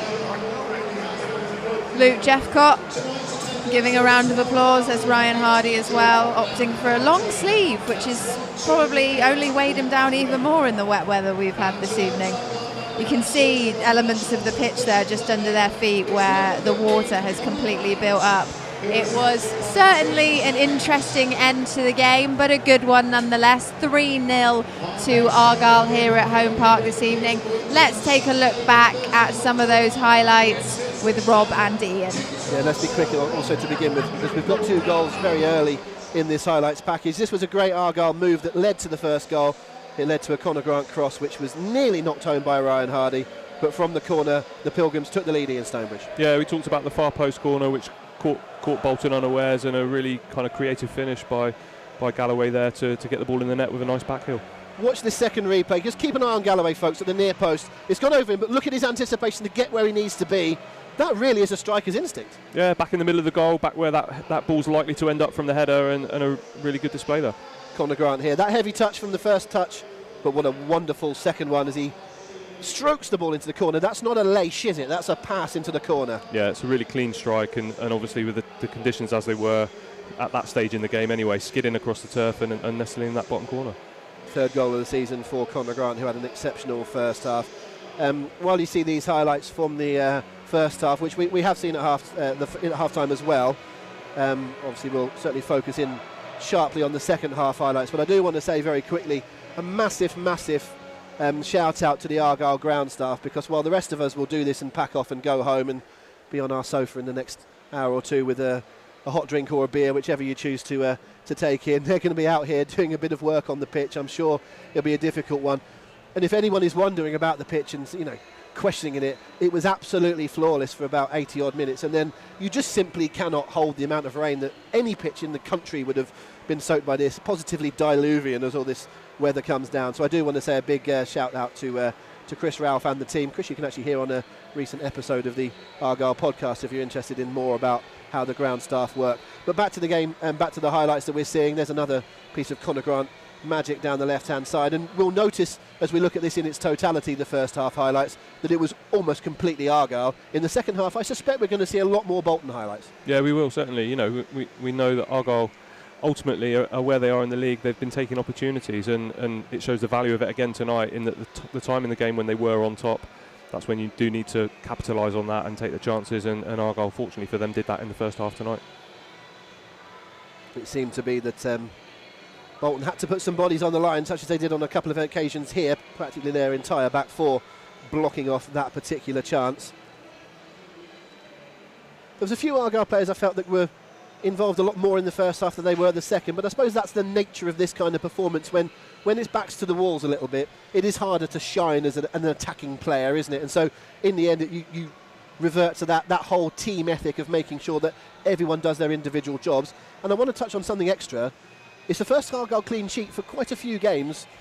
They did, run it a bit close tonight. Bolton had their chances, but that little 0 on the end of the score sheet, I've said before, a lot of defenders would rather win 1-0 than win 6-1, wouldn't they? You want to keep that clean sheet, and so to see 3 and 0 is a perfect storm. They do. It's a nice boost for the defenders and for Mike at the back there as well. And I think it was a team performance on a defensive perspective in that second half. But as we can see on some of these clips now, Mike's handling tonight in these conditions was absolutely flawless.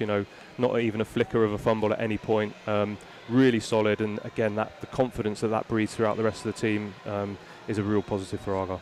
Starting to see some highlights from the second period. Oladapo Afolayan was a threat for Bolton. This was a break that Argyle had at the other end with Galloway to Kamara. And for all I say about Bolton having their chances, actually Kamara hitting the post was closer than anything Bolton really managed. Yeah, it was in the end. He managed to get enough on it just to kind of steer it in the right direction, and just too much right side on it for it to end up in the net. Looking at that one a second time, the replay there, I noticed that Hardy did a lot of work. We've seen a chance for Hardy there, which is on target, the keeper saves.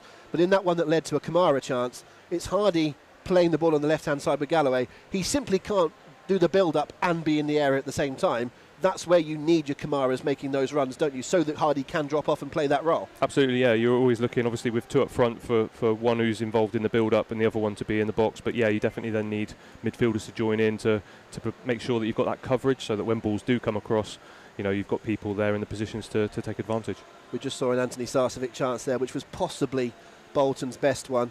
This is the free kick that was well stopped by Cooper. That's a good angle, actually, to see from behind the goal. Again, you'd expect him to save that, but I'm impressed by the push away. It's away from danger, isn't it? Look where the ball ends up. Yeah, it's a good decision from Mike as much as a good save, to make sure the ball ends up away from the goal. And now we'll see some of the water polo from late on in the game. Jack Cousteau, a late Argyle sub, as they looked for a third goal. Edwards couldn't quite find the target on that occasion. But look at this from Danny Mayer. Gets there before the goalkeeper. And now you've never seen a sequence like this in your life. Of course, Mayer's just going to run the ball in, isn't he? Nope. Now Hardy's going to run it in. Nope. Fortunately, Broom was coming in behind and he puts the ball in the net. That is one of the silliest goals I've ever seen at this ground, but I rather enjoyed it. And look at the celebration. I didn't see that at the time. A swim through the Argyle turf. Yeah, Ryan Broom there looked like he was going to rip his shirt off to start with, but then thought about a better idea given the conditions, and I think most of his teammates then joined him. Ryan Broom makes it 3-0. Argyle win again. All is going swimmingly. Erin, to a little message to you and the team, safe trip back, because apparently they give rain later.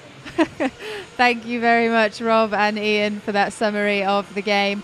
Yeah, interesting watching back that last goal in particular. Just unbelievable scenes, but working in Argyle's favour, which is fantastic. Let's take a look at the other scores from across League One now. Did anyone have an eventful evening as us? Probably not, but the scores are as follows. Cambridge 1, Sheffield 1. Charlton 2, Accrington Stanley 3, Cheltenham Town 3, Morecambe 1, Crewe Alexandra 0, Sunderland 4, Fleetwood Town 0, Burton Albion 1, Gillingham 1, Doncaster Rovers 0, Lincoln City 0, AFC Wimbledon 1, Oxford United 2, Shrewsbury Town 0, Portsmouth 0, Ipswich Town 4, Rotherham United 0, Wycombe Wanderers 0, Wigan Athletic 1, MK Dons 2, and finally Argyle 3, Bolton Wanderers 0. That is pretty much it from us this evening at Home Park and at Argyle TV, which means we can go and dry off and get nice and warm at home. Thank you for joining us. The next game is away to Morecambe this Saturday, And we will be back here on Argyle TV the following Saturday for Ipswich Town here at Home Park. There are tickets still available for both of those games, so just head over to the Home Park ticket office for more information on that. That's it from us. If you are watching and due to travel anywhere this evening, do stay safe in the rain. And from us, thank you very much and have a good Tuesday evening.